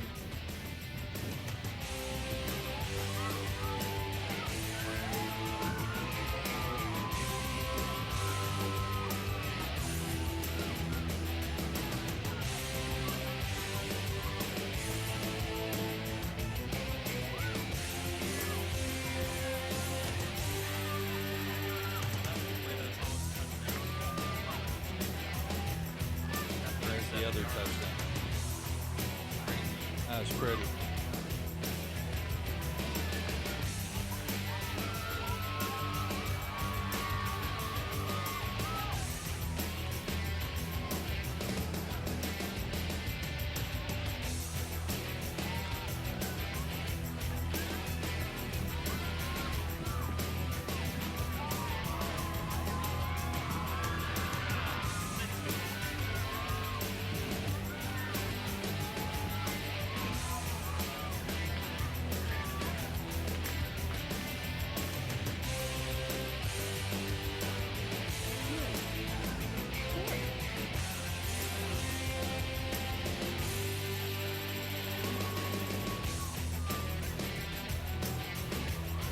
Welcome back to the high school game of the week here on top of Utah Television, Channel 39. We welcome you to the Cottonwood Colts facility. Absolutely a beautiful facility here on the east side. I would call it the central side, central towards south of the beautiful Salt Lake Valley.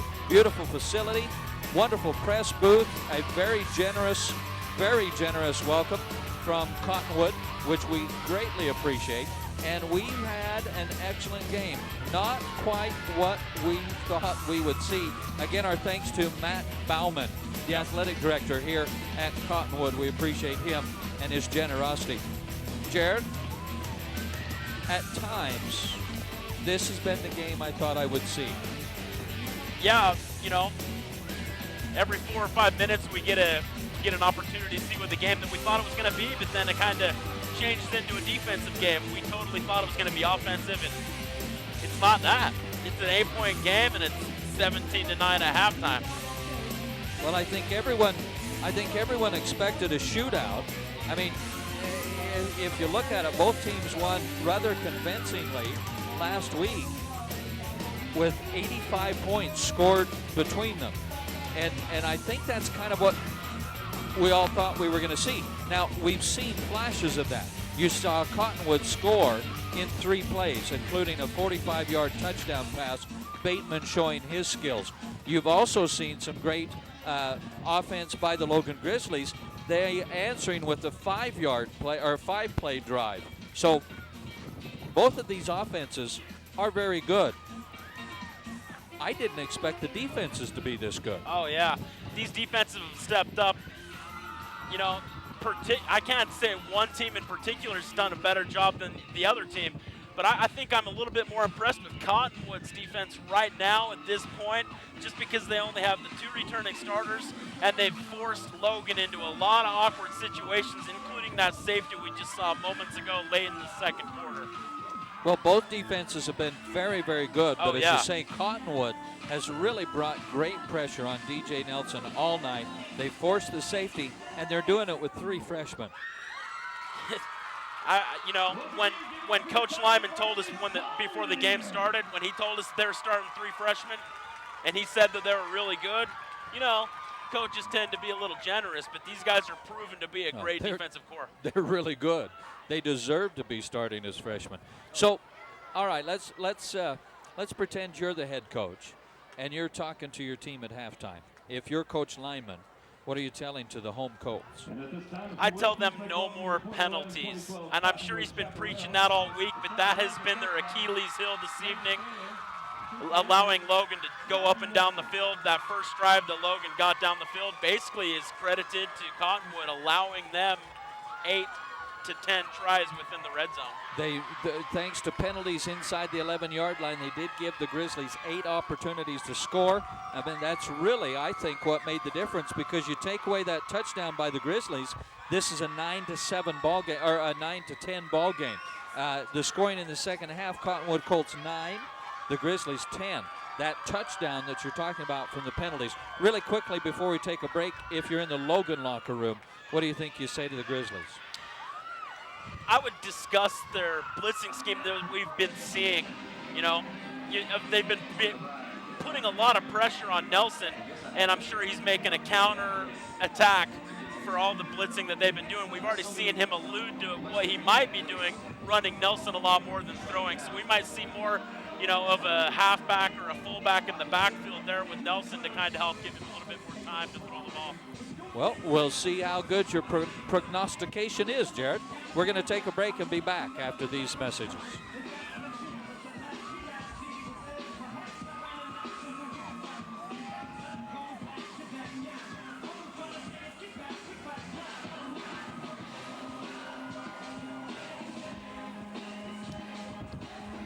On that note, though, too, you know, Logan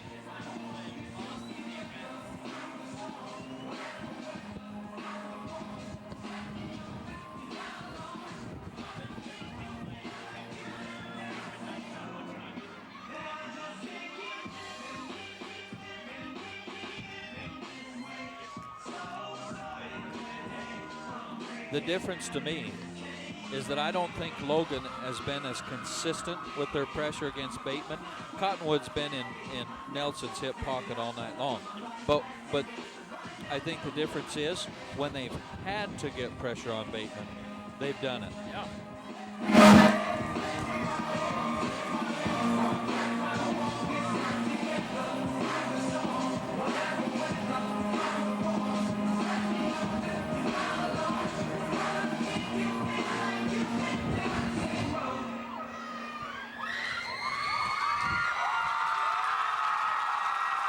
Once again, give it up to your 2011 ponytail, Deborah.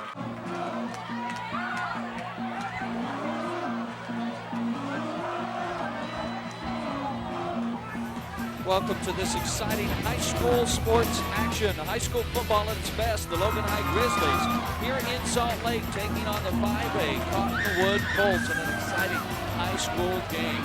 We appreciate you joining us here for our broadcast at Channel 39 and top of Utah Television. Tonight's game has been brought to you by Lynn's Audio and Video, bringing Cache Valley audio and video entertainment for years. Great media, Utah Film, done right. By BATC, the Bridgeland Applied Technology College, employment through training. Check out their new television program. By S.E. Needham Jewelers, in the middle of the block at the sign of the clock is where Utah gets engaged. Cache Telecom.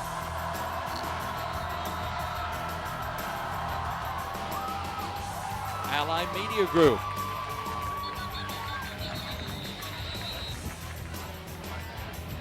Soul Productions, creating images that move you. Well, the Grizzlies will get the ball to begin the second half, and the ball goes into the end zone, so it's 1st and 10 for the Grizzlies on their own 20-yard line. We talked before the break, Jared, about that you would say to the Cottonwood Colts, watch the penalties. You'd say to the Grizzlies, okay, O-line, let's pick up those blitz from the Colts. I would add to that if I'm the Colts, I'm going to go Hosea, Hosea, Hosea, Hosea, pound the ball, and then open up my long throws to Hanks and Lazarus. If I'm the Grizzlies, you got to protect number 12. He runs away from the blitz, finds a seam, turns on the Jets, 80 yards later, Nelson, touchdown. Wow. Look at that. Just a little bit of pressure and it opens it up for an 80-yard touchdown run. Impressive. Let's see that replay. You see here it was intended to be a pass.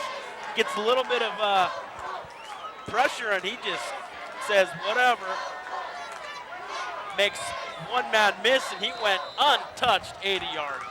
3 great downfield blocks and one defender at the line of scrimmage that missed his lane. You won't see DJ run for 80 yards very often. He runs well, he runs a lot. But 80 yards is a big chunk of change in a hurry. And if you were Cottonwood, you wanted to come out and stop him. And just the opposite happened. 15 seconds later, DJ Nelson, it shows his athleticism and his ability to adjust his play. A lot of quarterbacks in that situation would have thrown the ball away or something, but DJ Nelson just showed great leadership and his ability to adjust to the play as it develops. Well, he's too poised to get too rattled, and he took advantage of the little bit of seam that they gave him. And just like that, it's the Logan Grizzlies 24 over the Colts 9, and a very pumped up Cottonwood Colts crowd. Got kind of quiet. Yeah, they came out really loud right there at the kickoff in that first play, but they did go quiet pretty quick. And I'm sure on the opposite side of the field, the one that the press box isn't on, is pretty loud right now. They brought a good crowd with them down here from Logan. Well, this is a beautiful facility here at Cottonwood. It's almost collegiate-like. Sits in a little bowl. They've got a beautiful track, a beautiful field, an absolutely phenomenal press box. And again, thanks to Mr. Bauman for making room for us. Very nice facility here for Cottonwood. Into the back of the end zone, and the Colts will have it 1st and 10 on their own 20. Even with the win that time, he put that one in the end zone. Great kicker.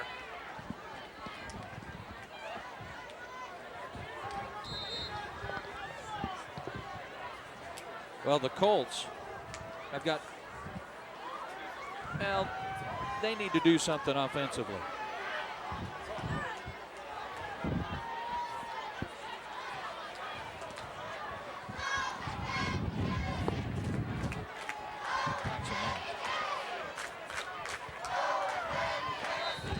Game number 1, King Hosea. Hosea with a 5-yard run and another flag. Late penalties. This one might be on Logan. And there's another one.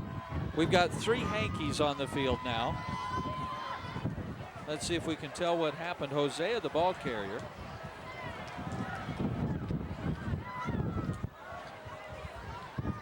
Well, it was a 5-yard run. I'm trying to figure out where the play came, where the flag came. Might have been after the play.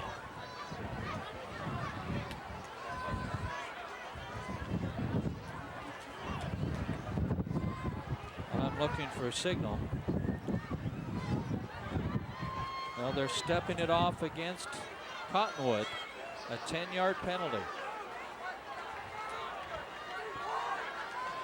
I didn't really see anything there.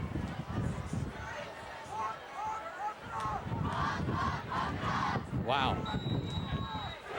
Interesting. Not quite sure, but there were a lot of flags on the field.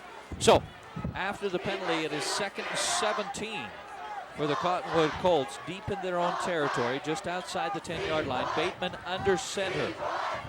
Roll out, bootleg, naked, across the middle of the field, and a beautiful catch by number 4, Lote Lelu. And he is the big-time receiver. That's a first down. That's 19-yard pass. Yeah, 19-yard pass.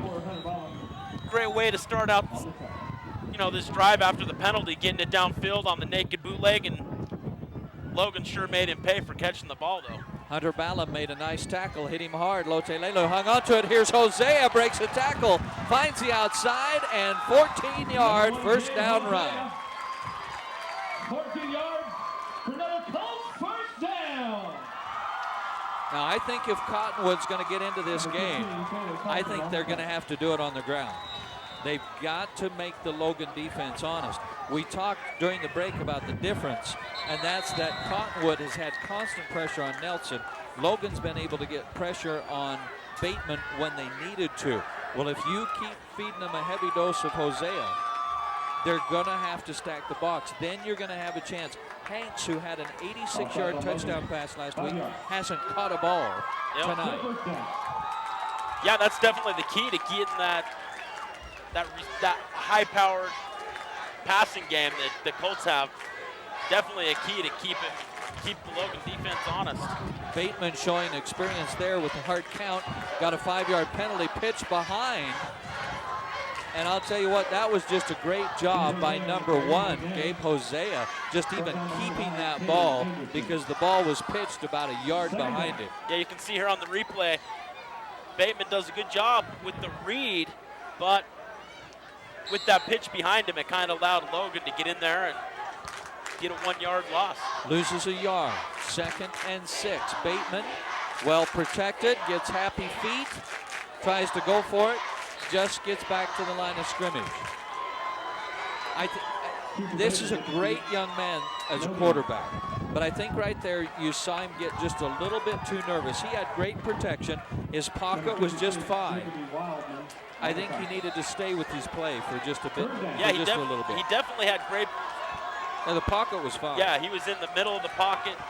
Hosea hit immediately by 4 Grizzlies, and that's a tough yard. Now what's Coach Lyman going to do right here? Is he going to punt? Well, you're at the Logan 49-yard line, and you need 4 yards, almost 5. And you have a 15-point deficit in the third quarter. Looks like he's bringing the punt squad on. Hosea came off just a little bit shaken up. he got sandwiched high, low, and in between. The Grizzly defensive linemen and linebackers were well on top of that play. This might be where they run that ball, run that fake to Latier right there. Or Latier. Latier. Well, they've got them both back there, and they're both studs. No, he kicks it. Great kick. Yep, well into the end zone. Touchback, Logan High.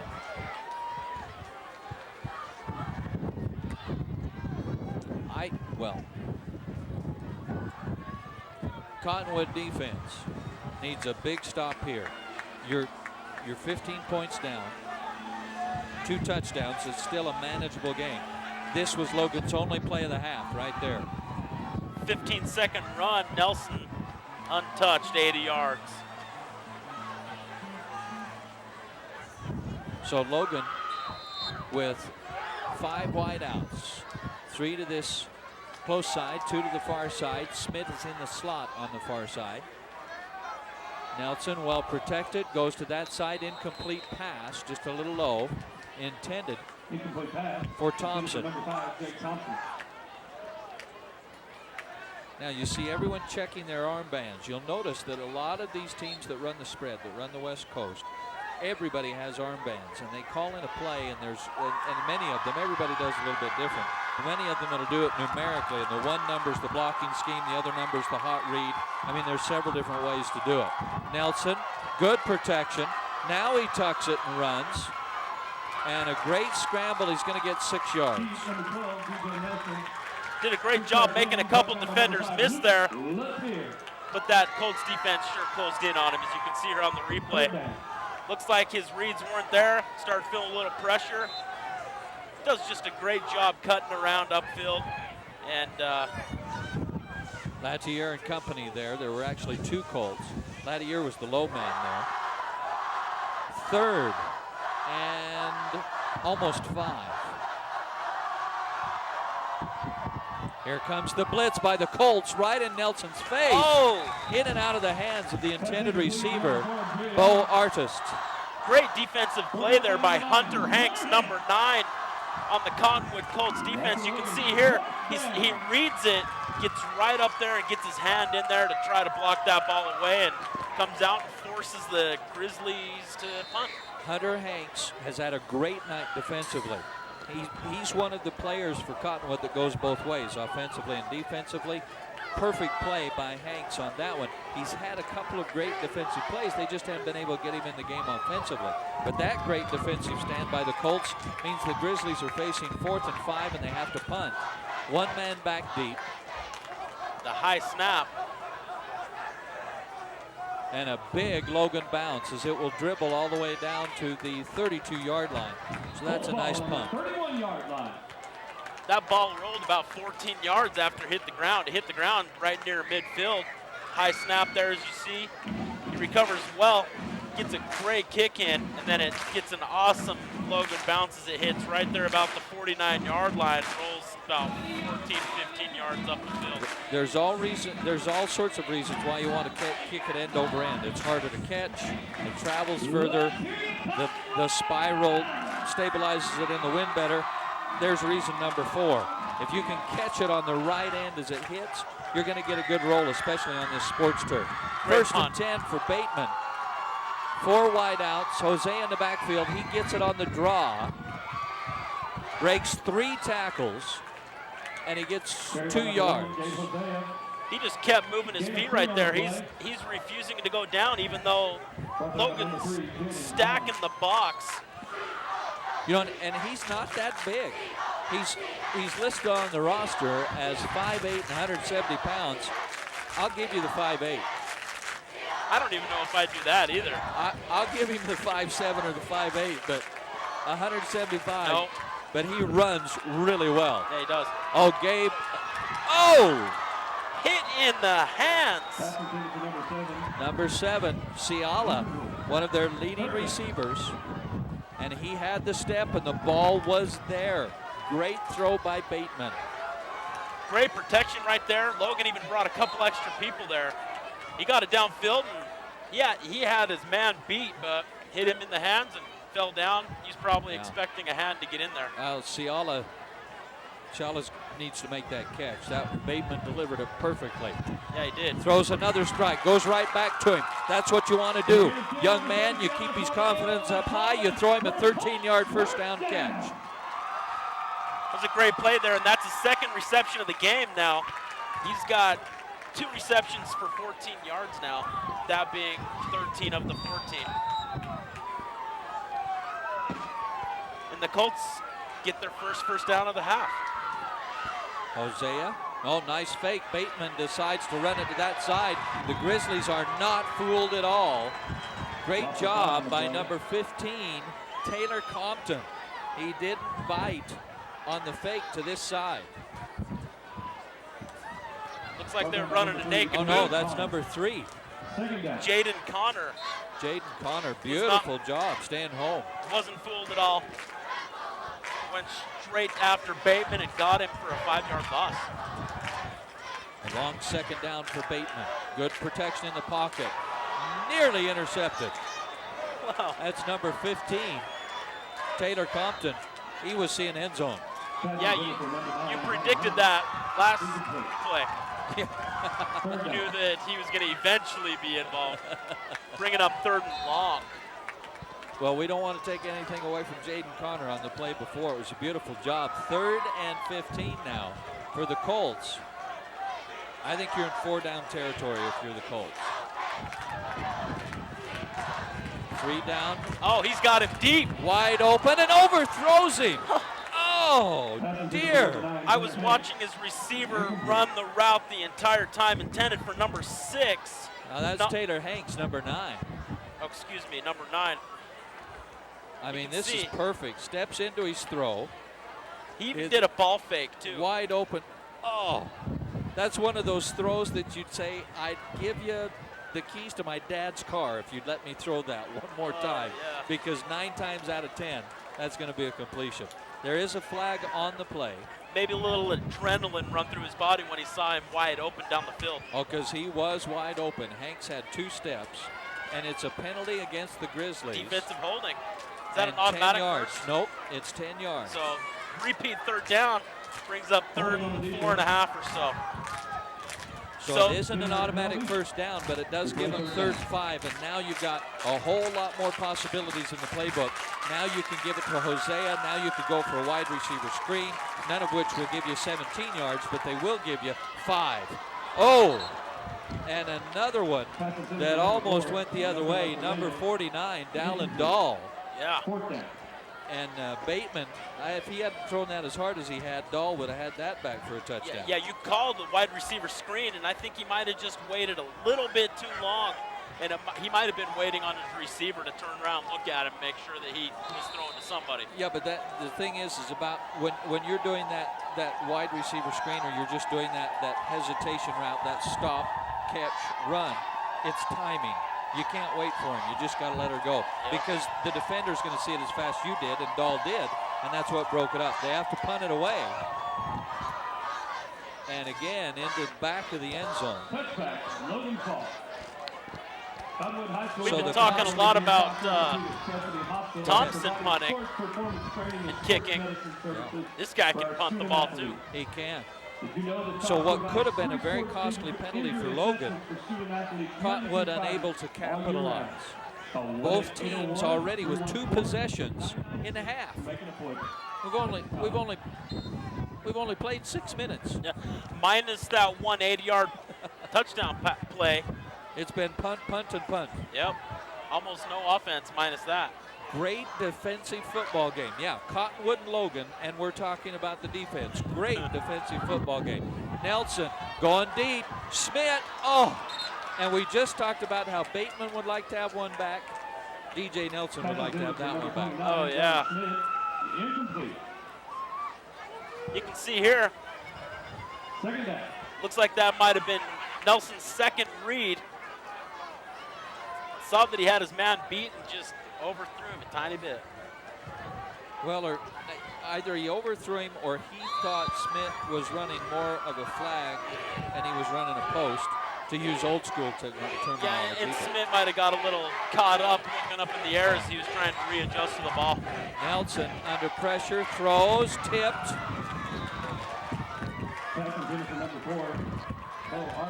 He was going for Artist, who's had a great night for the Grizzlies. The incompletion brings up 3rd and 10. What's Artist tonight in receptions?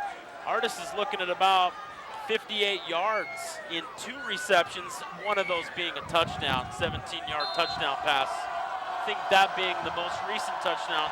Oh, excuse me. The touchdown right before halftime. Right. 3rd and 10. Big series for the Colts. Pressure. They rock Nelson, and he has to throw the ball early before the receiver made the cut. Again, a timing route. Nelson had no time. Look at this great defensive pressure on the blitz. Number 75 there, Cottonwood. Now, Cottonwood defense has strapped it up tonight. Yeah, they have, and that's bringing up another punt. What's this? 5th punt of the half? 4th. 2nd for Logan. The hometown crowd calling for pressure to block the punt. They do bring pressure from the outside. Bad snap out the back of the end zone. It's a safety. Another safety. That's a safety. So that the makes second safety of the game, both against Logan. Makes it a 13-point game with 5:48 remaining in the 3rd quarter.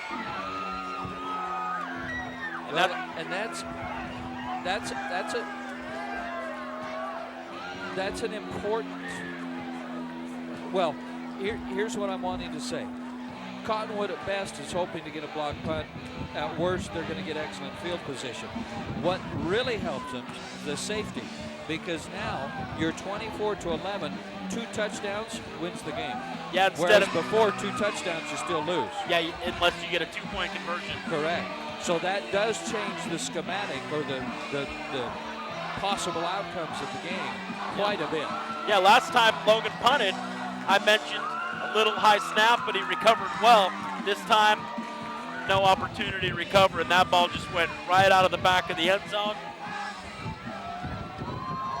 5:48 to play in the 3rd, 24-11. The Colts have set up return.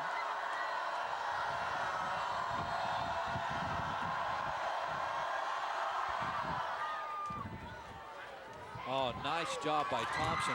Kicks it clear down to the 21-yard line. They've got a seam. And another beautiful return. Wow. Great return. Brings it out from the 21 to the 40. Number 24 is Hunter Bowen on the tackle.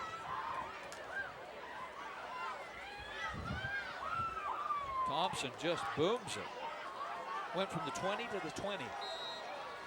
60 yards. It's a great kick. Lattier, great return man.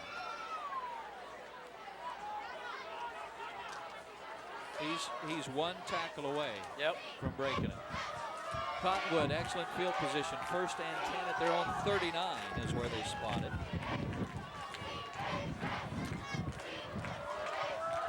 Hosea breaks 1 tackle, spins forward for a yard.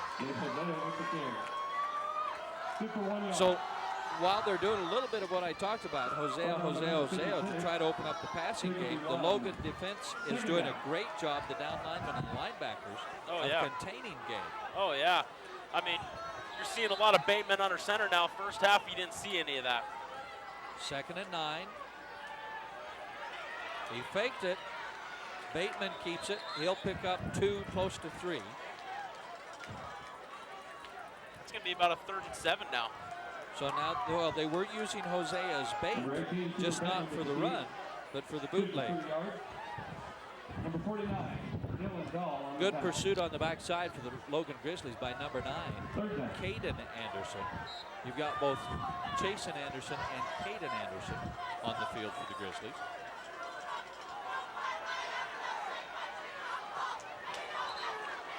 Bateman with a low pass, didn't get his shoulder squared, and slicing in to make sure it didn't go anywhere was Johnny Luke. Yeah, this Grizzly defense sure is closing in on Bateman really quickly, forcing him to throw the ball a lot sooner. And he didn't plant his feet there, so they're forcing him to throw it before he has an opportunity to set up for the throw, which made that another possible interception for the Grizzlies. They've had a few opportunities to pick that ball off tonight. Just hasn't happened yet. And they had 2 interceptions last week against Bear River, both by Luke.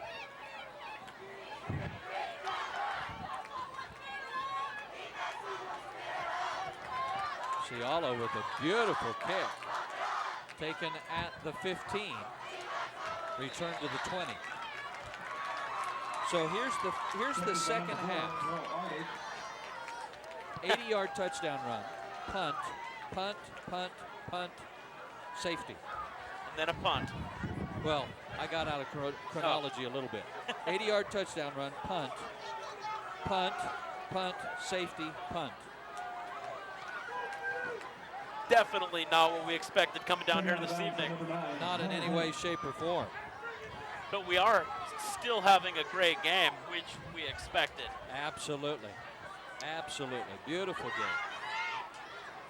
Logan 1st and 10, their own 20-yard line.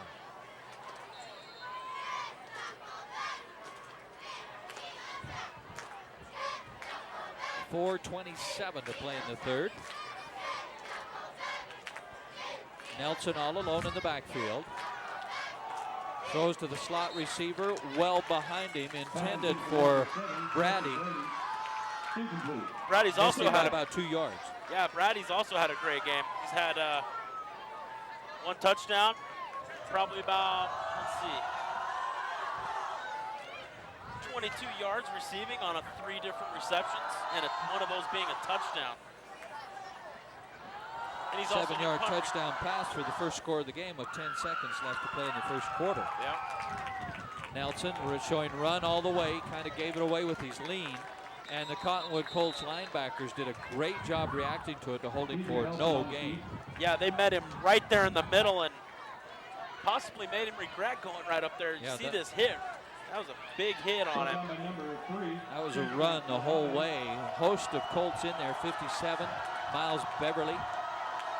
Looked like Dorian Banks was in there, number 42, the excellent linebacker. It's like Nelson's having a little bit of equipment problems after that big hit on him, but he didn't let that stop him. He just kept driving his feet, and I think he got a yard or so on that play. Well, but because of the new emphasis on concussions this year across the nation in professional football, collegiate, and certainly here at the high school level, helmet safety, helmet reconditioning, concussions are a big deal this year. And that's why the officials so quick to step in to make sure that the player's safety was not impaired. Rightly so. Nelson, beautiful job by the Colt defensive line again, and a flag on the play. It sure would be a shame for these Colts. DJ Nelson brought down by number 54, Howard. Getting a penalty after a great play like that, and it is called against the Colts. Possible roughing the passer. Putu Tau. No, you can't rush the passer when it's a sack. I'm not sure the call. Putu Tau made the tackle that dropped him for a loss of 11. Let's see what he calls. I'm trying to see the signal.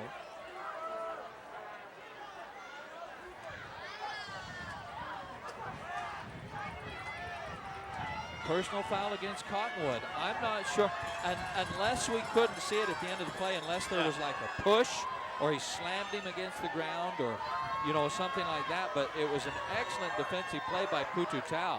And even then, you know, it could just be trash talking. You know, stuff like that. I think these officials, if they're giving plenty of warnings out, they'll throw that flag. Well, after the sack, after the personal foul, it is not an automatic first down, so it's 3rd and 2 for the Grizzlies. And penalties continue to be the only weak spot in the Cottonwood game. Their defense is playing wonderfully, but then just when they get a big play offensively or defensively, it seems that a penalty kind of raises its ugly head. Smith in motion. Nelson throwing for his life. Is that intercepted? No. That's the big number 7, Zach Rick. It was a completion that lost 4 yards. Look at the pressure here. Putu Tau again in the backfield. Putu Tau is playing like a man possessed, and then a great open field tackle, hanging on and waiting for his help to arrive.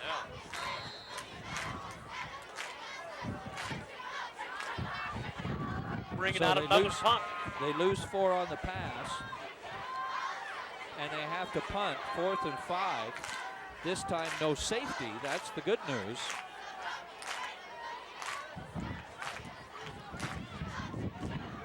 And a flag?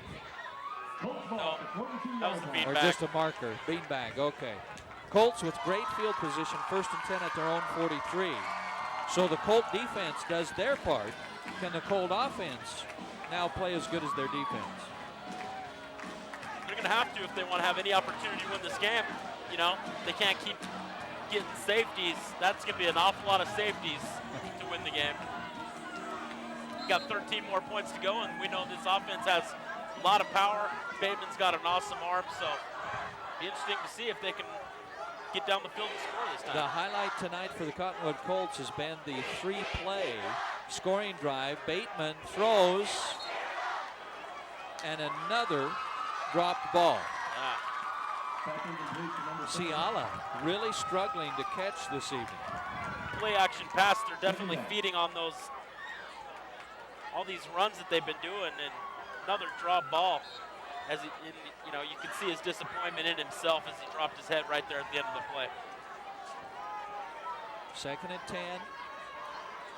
Hosea helps to pick up the blocks all the way down the field, and again has his man wide open and overthrows Molly, number 84. That would have been good for 6 if he'd hit him in stride. Yeah, he had plenty of time here. Got a little pressure there at the end, but just overthrew him just a tiny bit. This game is a game of inches and feet. Does that show you the strength of Bateman's arm? He's throwing from the 37 down to the 10. Oh, yeah. Like a laser. Blitz by the Grizzlies. Picked up, wide open across the middle of the field. Breaks one tackle, breaks another. It's a race to the end zone. Gets a wonderful block. Touchdown. Latte Talua. 57 yards. 57-yard touchdown pass. And a beautiful run after the catch.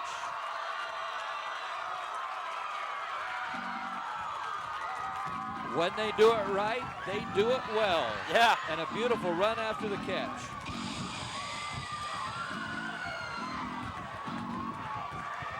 Lotte Lulu with the touchdown grab. He broke a tackle, made a lot of good adjustments there, getting down the field and getting these guys back in the game, making it a 6-point game with 1:47 left in the 3rd quarter. Extra point is up and good, 24-18. Colts are back in it. We'll be back after these messages.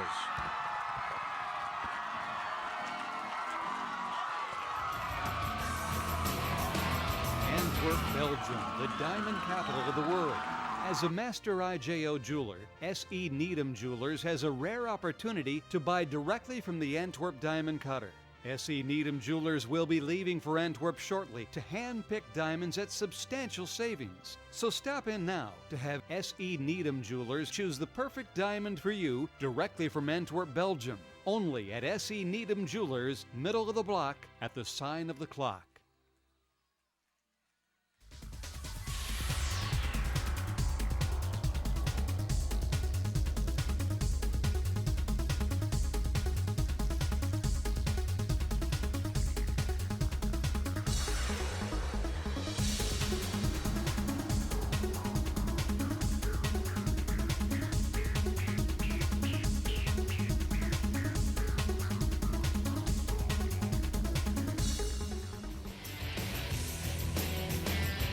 Welcome back to the high school game of the week. The Cottonwood Colts put themselves back within striking distance.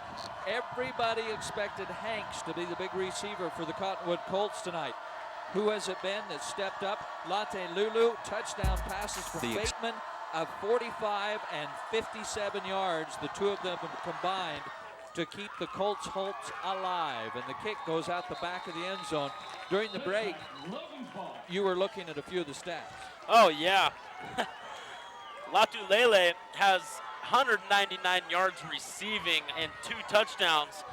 Big plays, 37, 9, 5, 45, 27, 19, and 57-yard receptions, including this one right here that you're watching.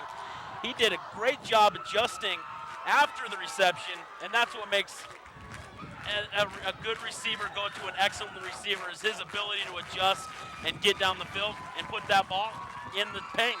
Depending on who you're listening to, they'll call it yak or rack. Run after the catch, yards after the catch, they both mean the same thing, and Latte Lulu showed you how it's done perfectly, breaking 2 tackles. And it's 57 yards to pay dirt for the Colts. Attempt to Smith, incomplete for the Grizzlies. You can see here, DJ Nelson had Smith open there. Looks like a ball might have been tipped there at the line. And you got a banged up Colt, but he doesn't want to come out. So the incompletion makes it 2nd and 10. We're down to 1:44 to play in the third.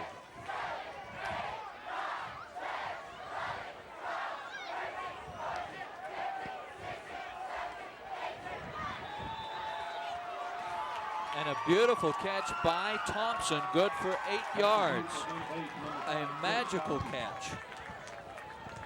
Number 5, Luke Lathir on the tackle.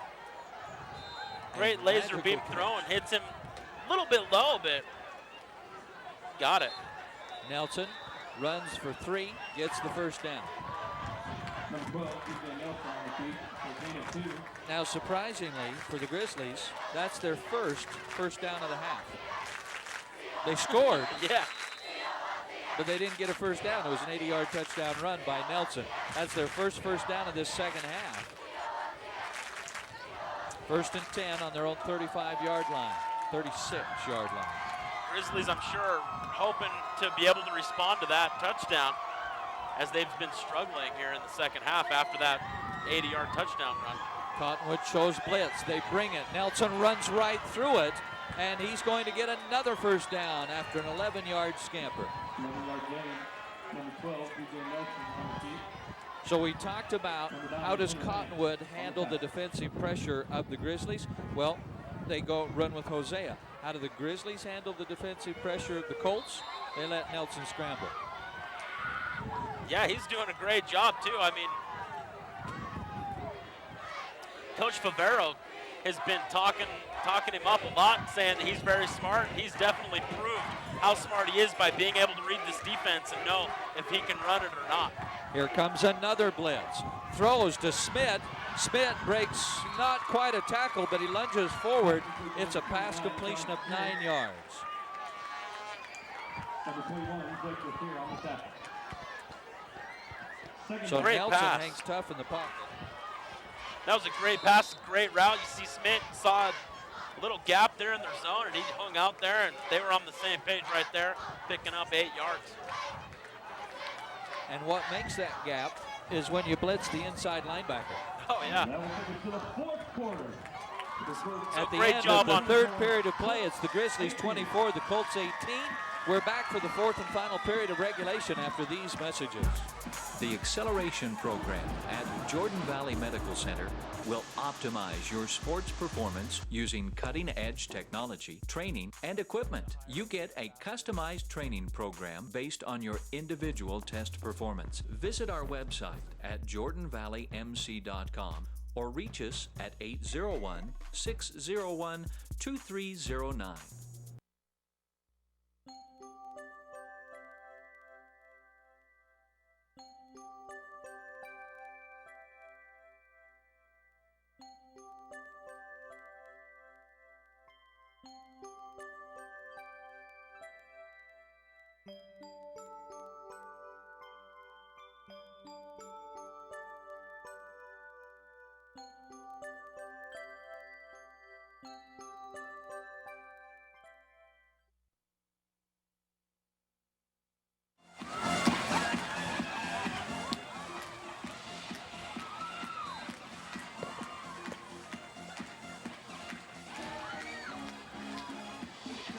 right there is the lone bright spot in the third quarter for the Grizzlies, taking their opening play of the second half, and Nelson runs it for 80 yards and a score.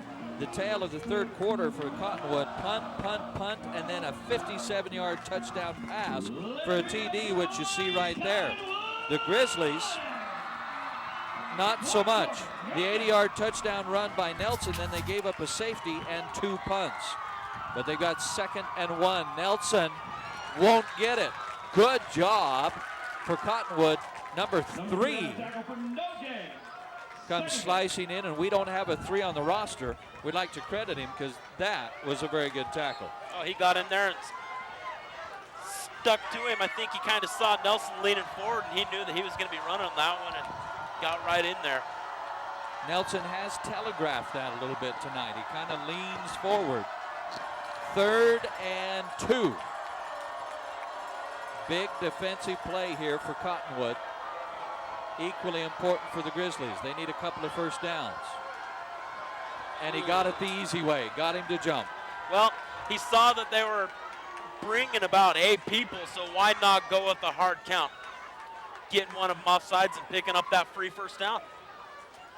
Sign of a veteran quarterback. And remember, Cottonwood is extremely young. They've got 3 freshmen, a whole lot of sophomores and juniors on the field. And in all fairness, you match up a younger player against a veteran quarterback, and he can do that magic with his voice. And it is nearly impossible to stay home, especially when you want a big stop. Oh, yeah. Nelson has everybody in his face, and he just has to unload it. 1, 2, 3, 4 Cottonwood Colts back there. Flag on the play. It looks like it might have been a defensive holding. We'll see what the officials call here. Again, this has been the Achilles heel of the Cottonwood Colts, and that's what it was. Well, I'm going to disagree with the official on that because I don't think it's a catchable ball.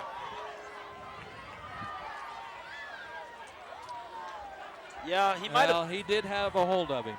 And that might have disrupted his route enough to make it uncatchable. He did, and like you say, you did everything right up until that hanky.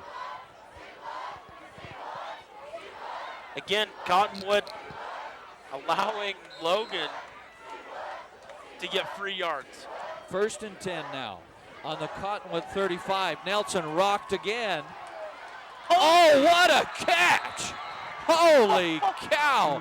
Hagen Anderson. Oh my, what perfect defense. And Hagen Anderson catches it, and Nelson is rocked. He got rocked by Latier, but a great catch as you're seeing there on the replay. He got up and 26-yard 26-yard pass. Great receiving. 1st and goal at the 9. Hagen Anderson with a beautiful catch against the sideline. Logan with 5 wide receivers. Nelson protected. Incomplete. Is that a 28-yard? 26. 26. 26-yard pass. Incompletion makes it 2nd and goal. A little high there. 24-18 the Grizzlies. The safety made it a 2-touchdown score, but the Grizzlies can now make it even more. Blitz, thrown complete, touchdown. And a great job catching it, and an even better job getting it into the end zone. Caden Anderson of Logan Grizzlies. Excuse me.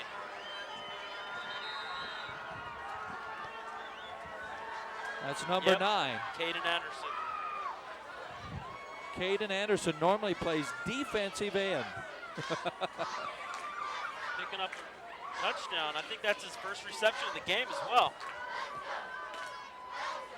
There they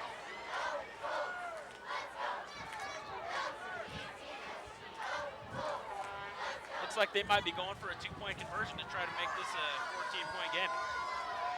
Well, I think that's a smart call because you've got to give yourself that advantage that the safety cost you.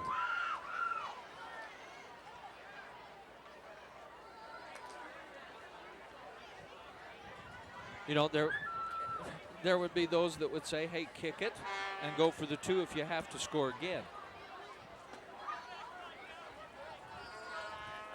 But at the same time, it's like you get your advantage back that the safety cost you.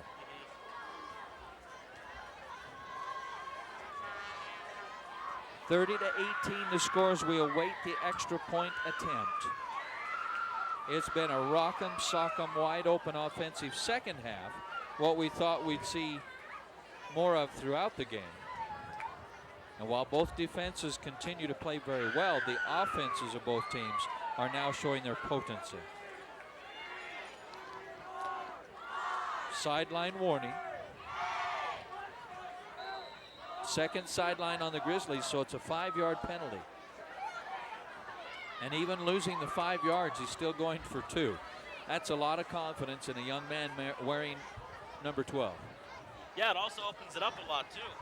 Having a little bit more space and territory. Nelson throws, and they get it complete to number 7, Jesse Brady. Jesse Brady.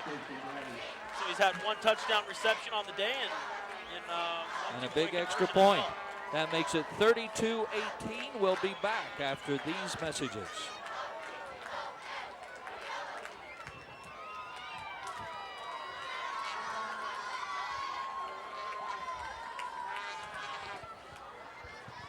In our world, nothing compares to an A&W float.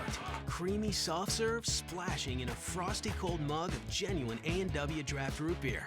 It's simply the best. And now try our new orange float, only at A&W.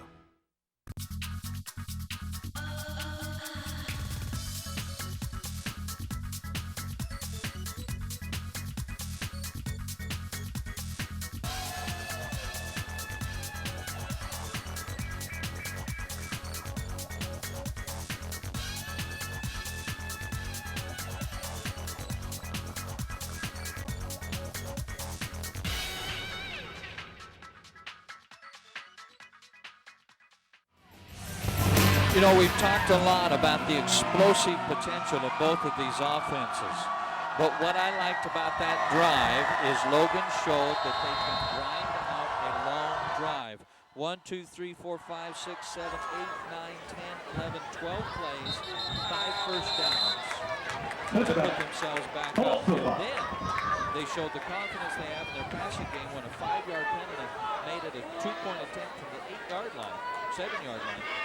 And like you pointed out, with their spread offense, that actually helps. Yeah, a lot of times these spread offenses, the more space you got, the better it is. And when you're compact in there, down into the 2-yard line, that's only giving you a little bit of territory to work with, so that extra 5 yards probably helped them out a little bit to keep that defense spread out. And you saw the 3 culminating plays right there, the huge 26-yard pass, then the touchdown score, then the 2-point conversion. Bateman, pocket collapses, scrambles, good for 11 yards and a first down.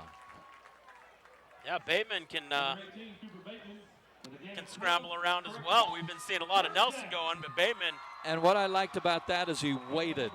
He didn't start running until his pocket broke down, and then he knew where he had to get and got there. Head forward, shoulder pads down. Nice job by Bateman. Hosea breaking tackles, dragging guys with him for 5 yards. 2nd and 5 for the Colts. Now, there's no need to panic if you're the Colts because you can eat up a lot of yards really quick and you've got 10 minutes to play. But they do need to be efficient in the sense that they need a result. Yes.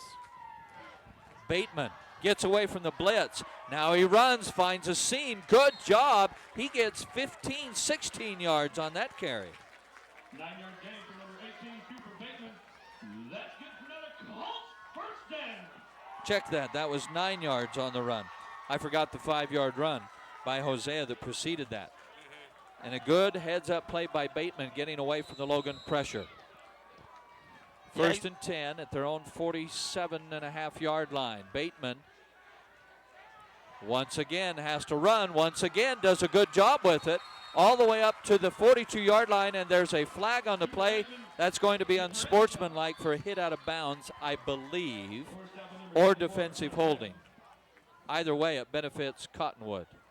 Yeah, Cottonwood's not wasting any time to try to get down that field, and, you know, Bateman sure is reacting well to what Logan's bringing, and he's getting down the field in a hurry and showing great leadership right now on this drive. And that gets tacked on to the end of the run.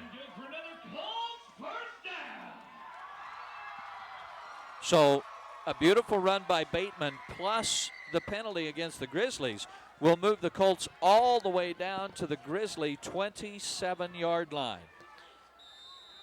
9:42 left in the game, and Colts sure aren't going away. Bateman from the shotgun, Hosea bangs it down to the 24. Good for 4 yards on the carry. That's his 21st carry of the game. Last week, he carried it 30 times. He's a workhorse. He's a man. You can see with the tenacity and the power that he runs, even though he's not very big. Bateman, good pocket this time. Throws, got a man in the end zone. Oh! He dropped it. Bateman had everything he wanted. He had the protection. He had a man 3 steps wide open, and he drops it again. Ciala has had at least 4 or 5 drops tonight. 1 for a touchdown, couple for first downs. He has got to catch that ball.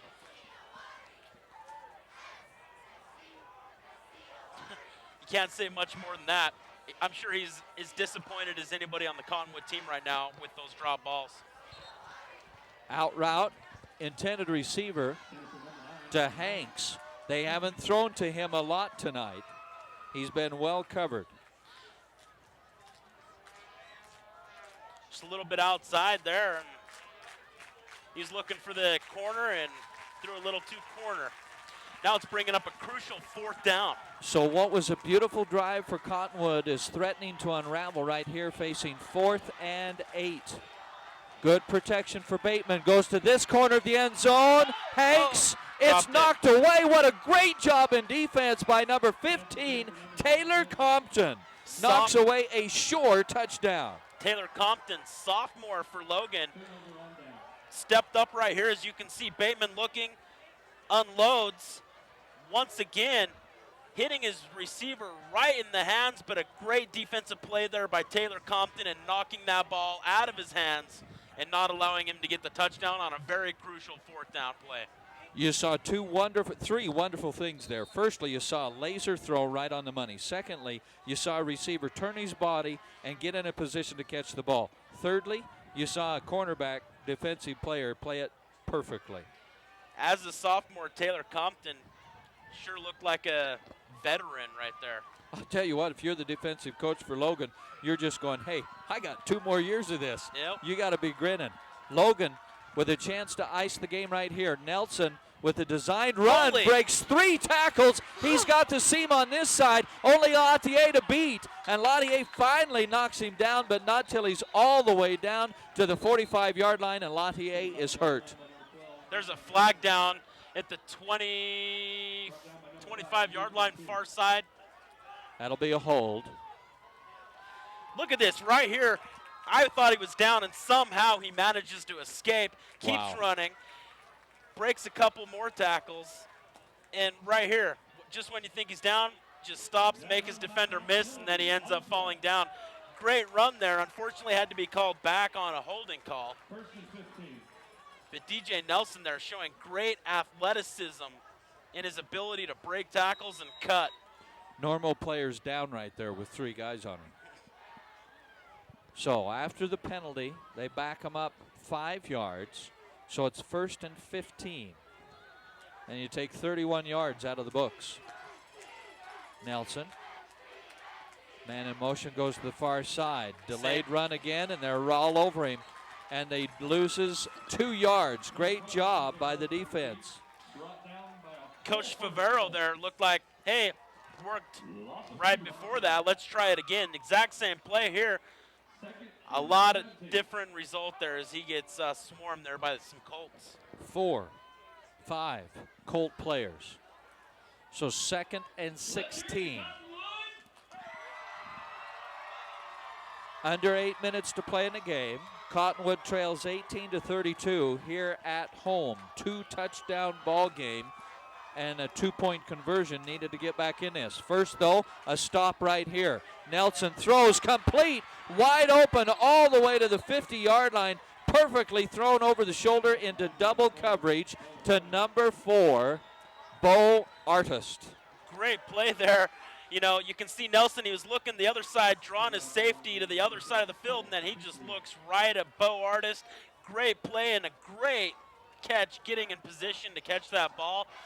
Picking up a big gain there. 33 yards for Artist.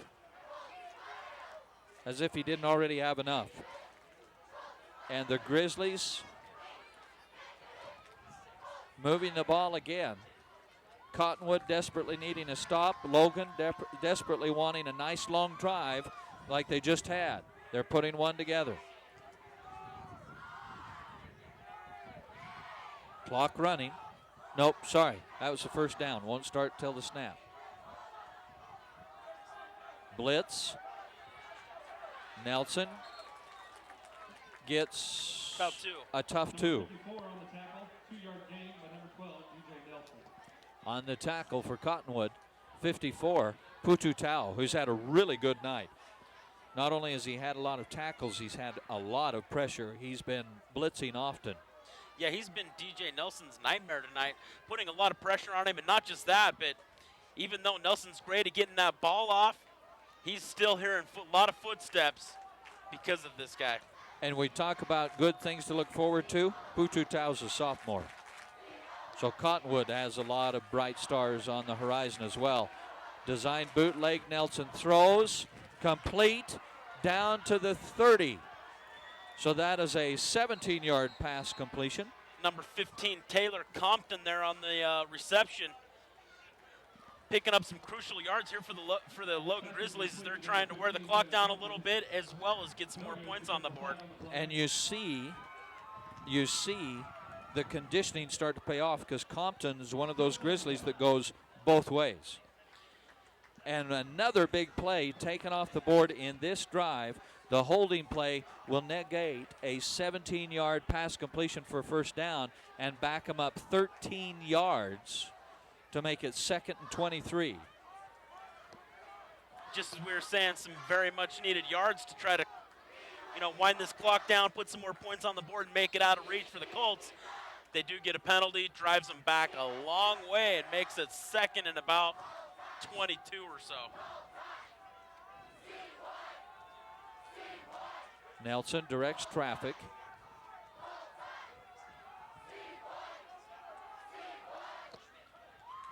Flip pass.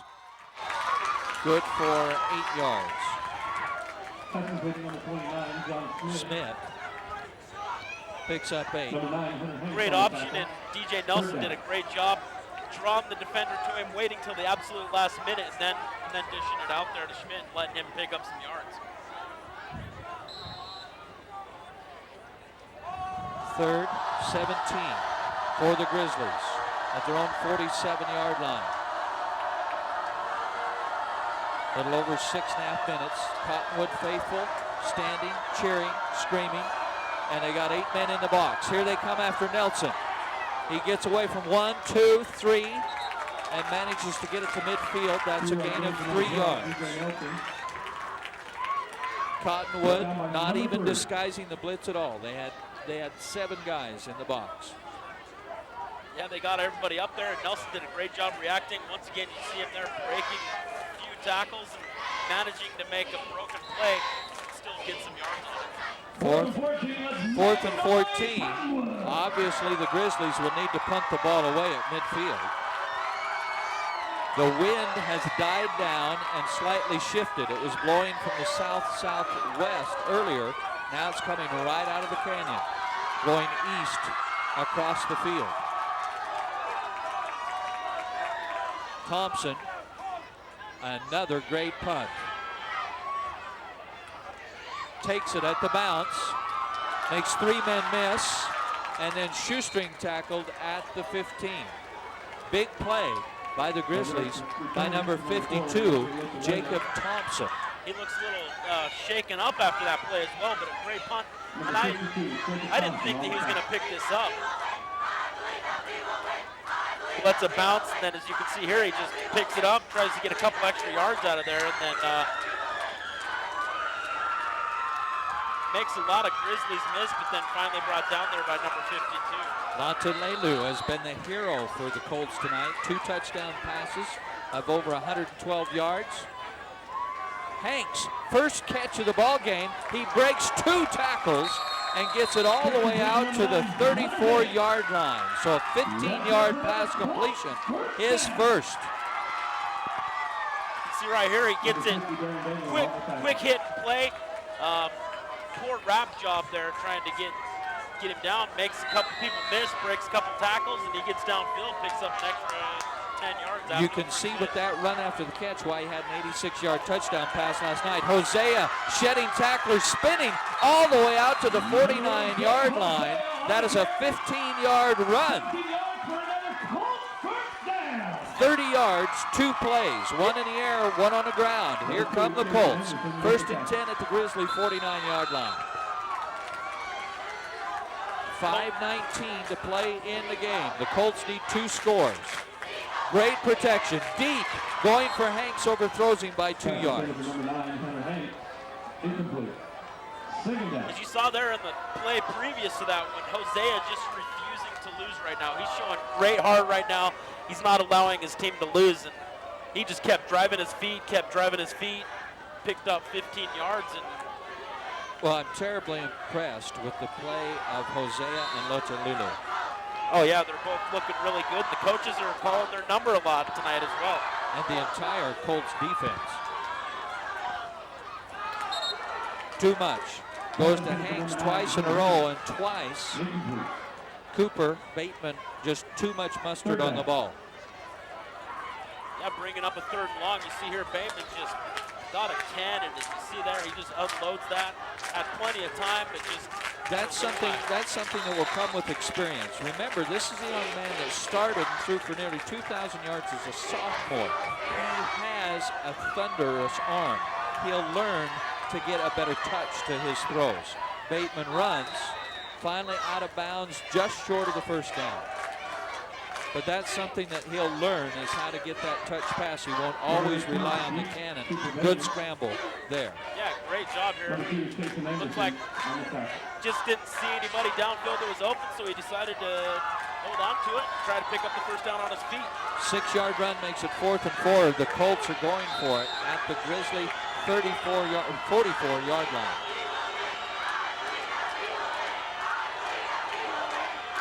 Cooper Bateman. Big 4th down.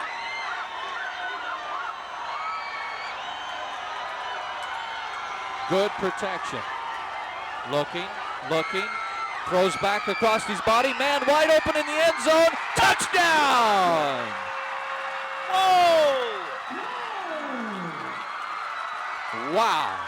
That is complete to number 25 for Cottonwood. That is Desmond Banks, who normally plays defense, and yet a breakdown for the Grizzly defense. They thought that Bateman was going to scramble, and they cheated and lost track of the receiver. Reminds me a little of John Elway action for the Denver Broncos, where they run the bootleg one way and then launch it backside, deep pass, wide open receiver against the Cottonwood Colts. Kick is up and good. 7 points now. So it's 24-32 with 4:49 to play in regulation. We'll be back after these messages.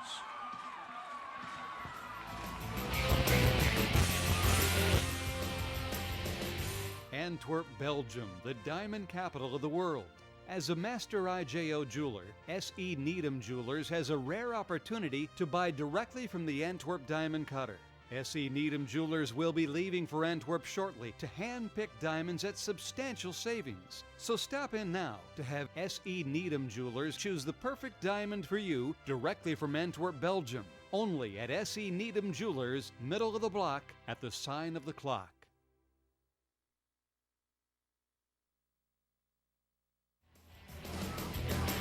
It's top of Utah television with the Logan Grizzlies and the Cottonwood Colts. We thought that this would be a shootout ball game. We had an excellent first half of play, mostly defensive. Remember, your score at the half was 17-9. That was the halftime score. But when you can throw a 44-yard touchdown pass off your back foot, you've got an arm. We talked about that he would learn to throw the touch passes, but that pass, he needed all the strength in his arm. 85-yard drive in 6 plays, and the Colts make it 32-25. One touchdown game right now, and you can hear the Cottonwood Colts fans get really excited as there's still plenty of time. If their defense can get a stop, they have 3 timeouts. 1 touchdown and a 2-point conversion game, thanks to the 2-point conversion of the Logan Grizzlies. The Colts boot it away, and he takes it at the 2. And a nice return out to the 24-yard line. Smith, the return man. Number 3, Kingston on the pass. Now we'll have the Grizzlies come out, see what they can do. I'm sure that their main goal, we're going to see a lot of running here. We're probably going to have a lot of, we might even see a halfback or fullback come in right now to run the ball a little bit. First quarter score, 7-0. Halftime score, 17-9.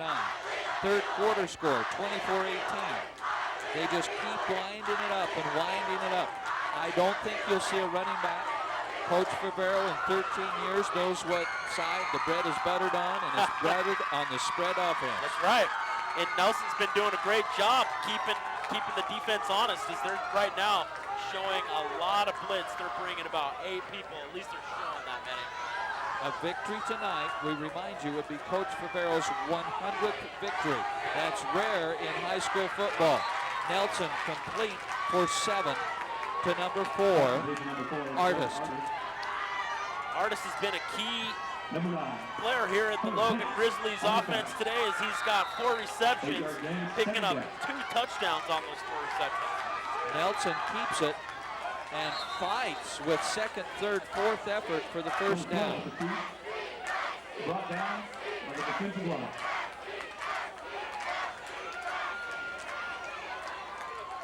So the clock stops with 4 minutes, 20 seconds remaining in the 4th down until the chains get set. Now they're started up again. 7-point game, 32-25 right now. Wow. What a great high school football game. Oh, yeah. Nelson taking his time. The clock is in Logan's favor right now with the lead. The Colts showing blitz from the outside on both sides, then they stun a man up the middle. Nelson scrambling for his life, nearly brought down, breaks another tackle, and finally wrapped up for a 4-yard loss. You know, the Grizzlies are lucky that this is only a 4-yard loss. And it might be more, because they might call him down because he did touch the ball down. You see here, he gets tripped up a little bit. His knee doesn't touch. And his hand, not the ball. He put down his offside hand. Okay. But great pressure by the Cottonwood defensive line. Absolutely amazing. Coach Lyman called timeout. Now, remember, the preseason poll put Cottonwood 10th in the state, Logan 24th in the state by the Deseret News. Both were picked to finish in the top of their respective regions. Both were competing in new regions.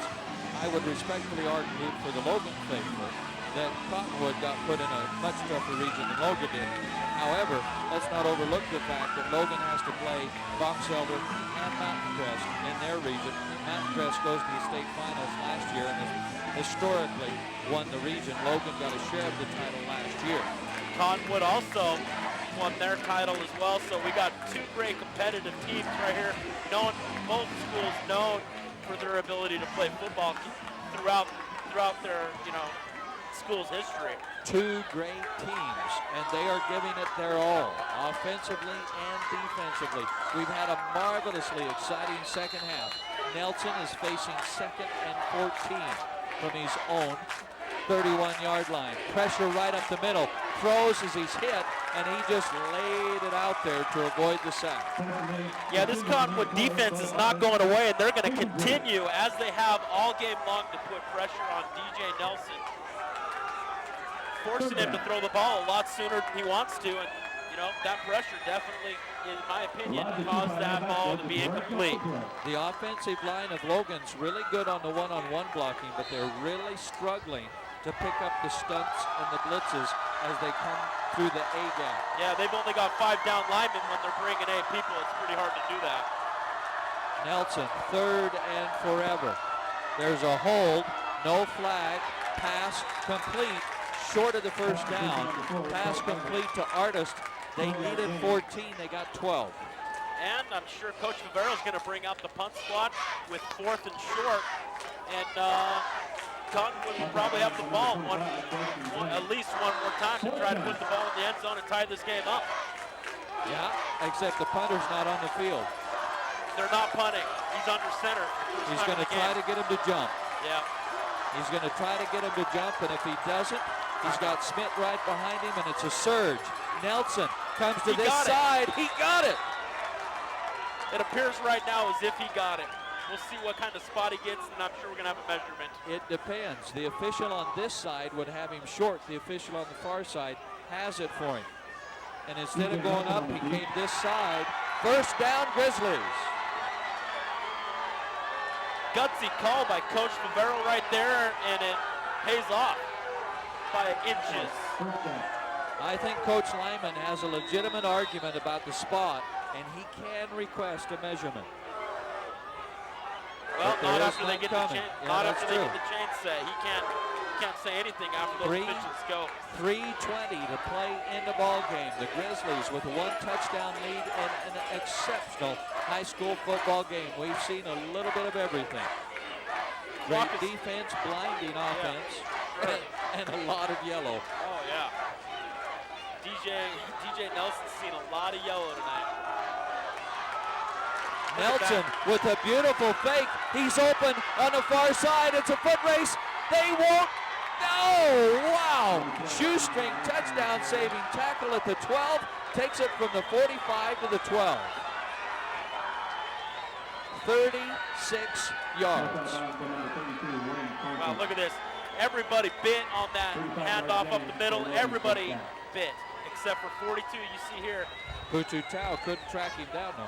Yeah, Nelson just, you can see him put on his afterburners right here. He just guns it. Number 32 for Cottonwood. Franklin saves a touchdown. 1st and 10 from the 12 for the Grizzlies.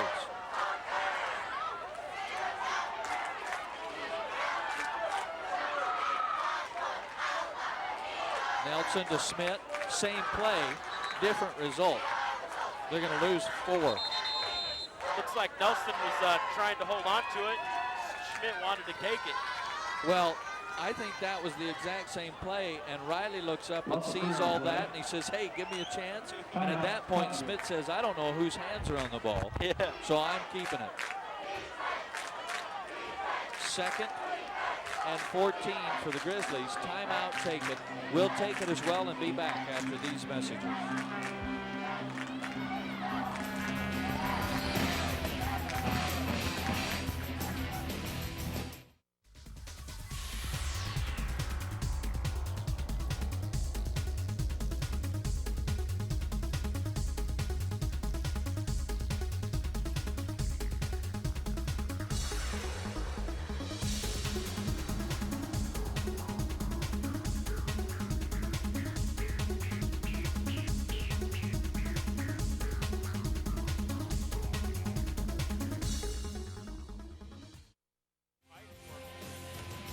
Welcome back to the high school game of the week here on top of Utah Television, Channel 39, and we've got an exciting game for you. 32-25, the Grizzlies lead here at Cottonwood, and they're knocking at the door with 2:47 to play in regulation.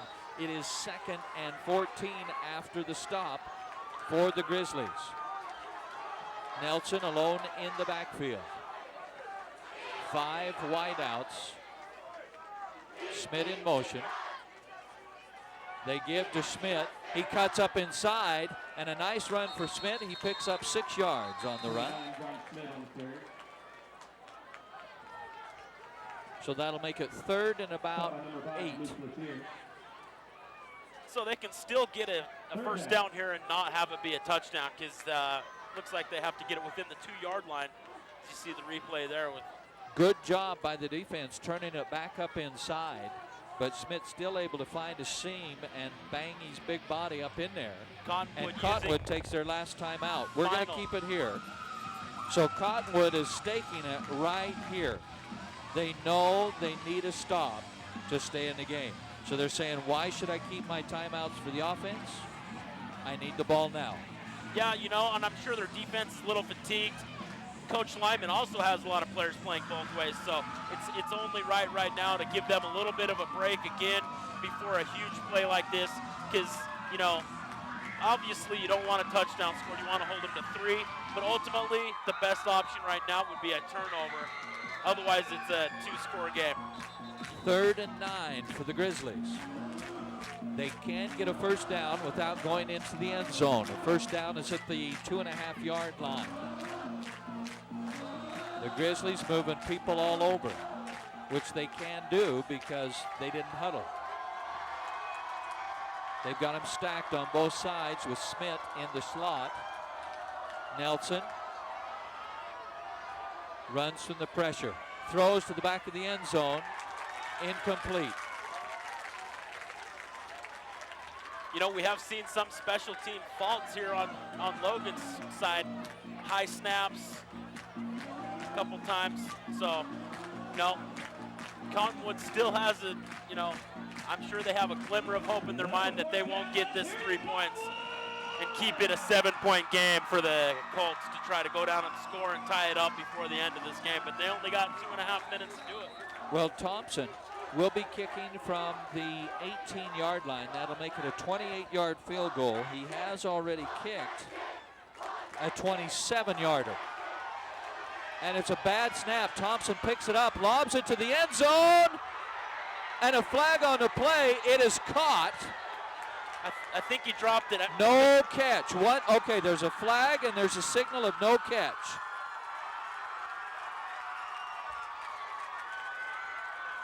So if Thompson just threw up a Hail Mary. Yeah.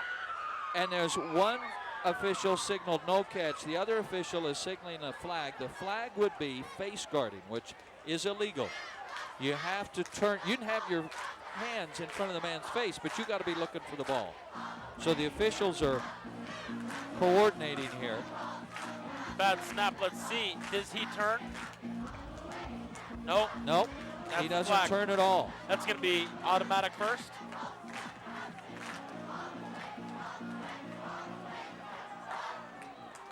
We're still waiting for the signal. I don't think it would be a first. I think it would be, well, it could have been an ineligible receiver downfield too. Yeah. Let's see. Who's this guy that? Yep, interference against Cottonwood. Coach Lyman out on the field, not happy. So face guarding, and that makes it a 5-yard, that gives you a first down because it's a pass interference call. Wow. And at this point, Logan might be able to just take knees. Another flag thrown, and this one might be against Logan. Delay of game or even a sideline warning. Well, Logan's already had one sideline warning and a penalty that goes with it. Let's see what he calls here. Just well, this has been the story for Cottonwood. Exceptional defensive play. Sideline. Wonderful offensive play in the second half. Sadly, at least a half a dozen times they've shot themselves in the foot with penalties. Sideline warnings now issued to both sides. Sideline violation on Logan. And Logan loses 15 yards. Wow. Still first down. How long is the play clock in high school football? Yeah. Yes. They might be able to nil on it, but they're not. Nelson. He picks up 5 yards.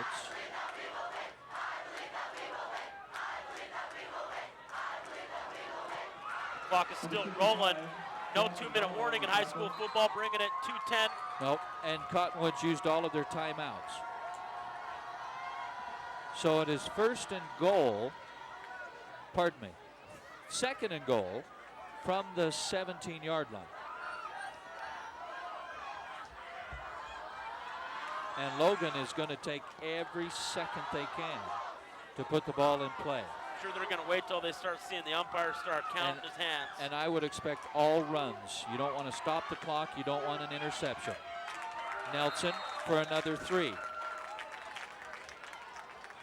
Actually, they're going to spot him for 2. So third down for the Grizzlies, and Cottonwood has to feel just sick. Yeah. They've done everything right to give themselves a chance to win the ball game. And then a penalty that I'm sure will be controversial. Oh, for sure. And then, with the special team issues that Logan had, I'm sure that Coach Lyman thought that there was a possibility of that happening, and he probably went over that situation with his team before it happened. Well, and from the replay, you can tell that it was the proper call, but it will still be controversial. Oh, for sure. It was definitely the proper call. He was not facing the ball. He didn't turn to look for the ball. He just was facing his, the guy who he was guarding, just stuck his hands up in the air, and that's exactly why that rule is created. The delay of game backs him up. Third down. Back out to the 21-yard line. We're down to 59 seconds to play in regulation. Nelson hit immediately, and a loss of a yard. So the Cottonwood defense continues to play all that they can.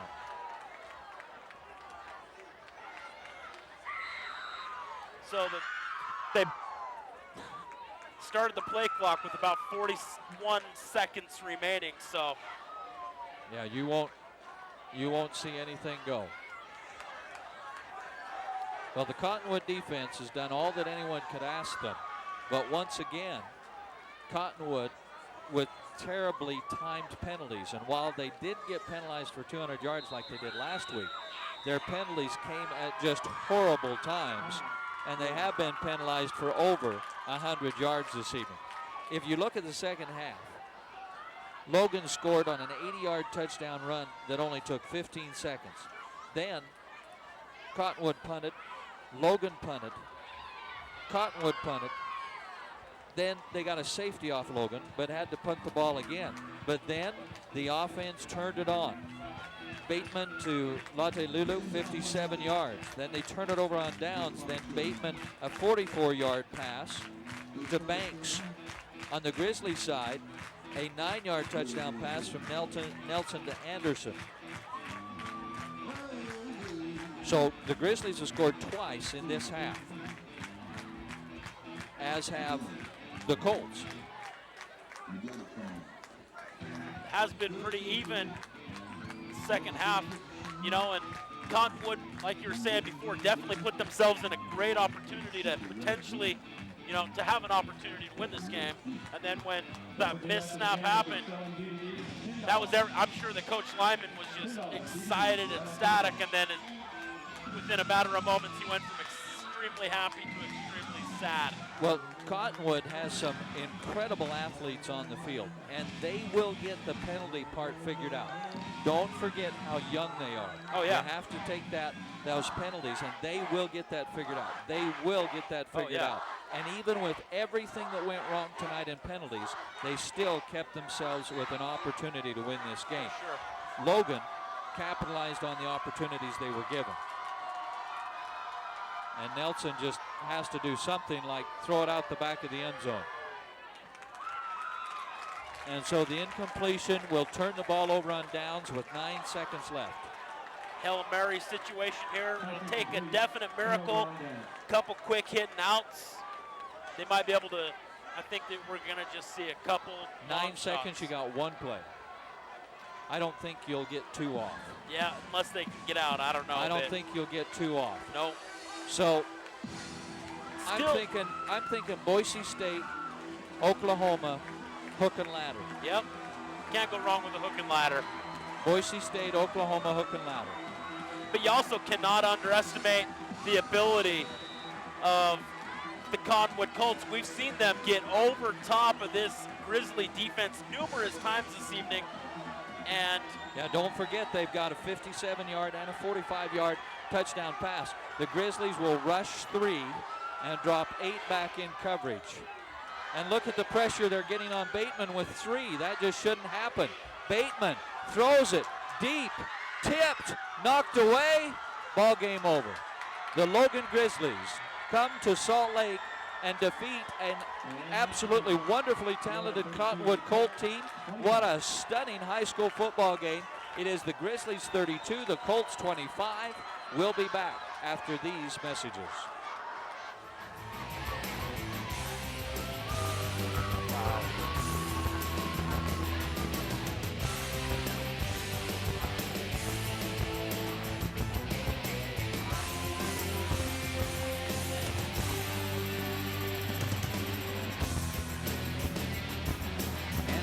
Belgium, the diamond capital of the world. As a master IJO jeweler, S.E. Needham Jewelers has a rare opportunity to buy directly from the Antwerp diamond cutter. S.E. Needham Jewelers will be leaving for Antwerp shortly to hand-pick diamonds at substantial savings. So stop in now to have S.E. Needham Jewelers choose the perfect diamond for you directly from Antwerp, Belgium. Only at S.E. Needham Jewelers, middle of the block at the sign of the clock.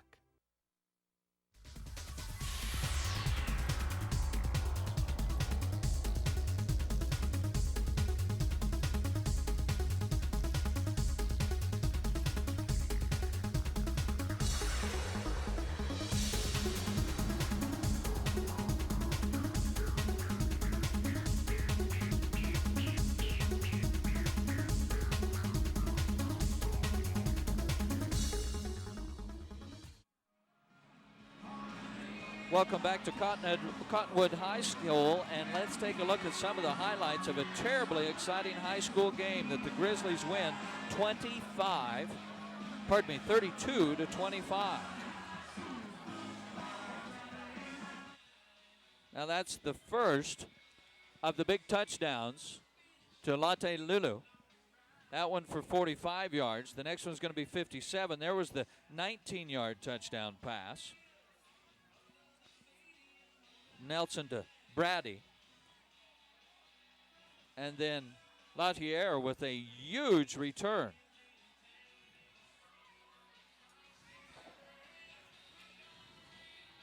Defense marked the first half. This is Nelson's 80-yard touchdown run. This was the beginning of the second half. 15 seconds into the third quarter, and the Grizzlies put 7 points on the board. Then the other big touchdown pass, Latelele,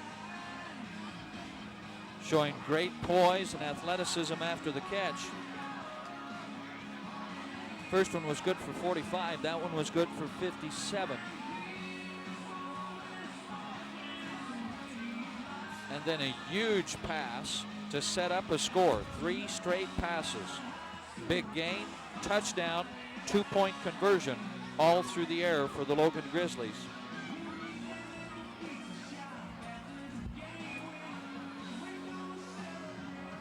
But Cottonwood wasn't done yet.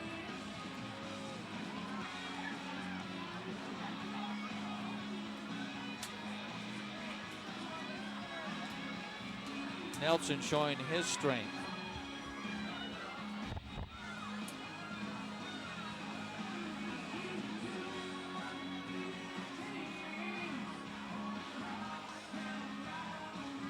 It was a night marked by big plays.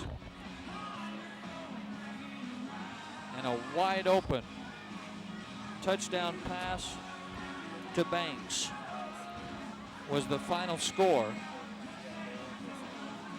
Nelson kept the drive alive for the Logan Grizzlies with this scamper. Had the Colts been able to hold them there, now this was the controversial play, the muffed field goal, the face guarding in the end zone, and that kept the victory secure for the Grizzlies. Bateman with his final Hail Mary, and that ended the ball game. So it was 7-0 at the end of the first quarter of play, 17-9 at half, 24-18 at the end of three, and the final score 32-25. The Grizzlies never trailed. Cottonwood Colts with excellent defense and an explosive second half offense. The Grizzlies pretty consistent throughout. Much too many penalties for both teams. 103 unofficial.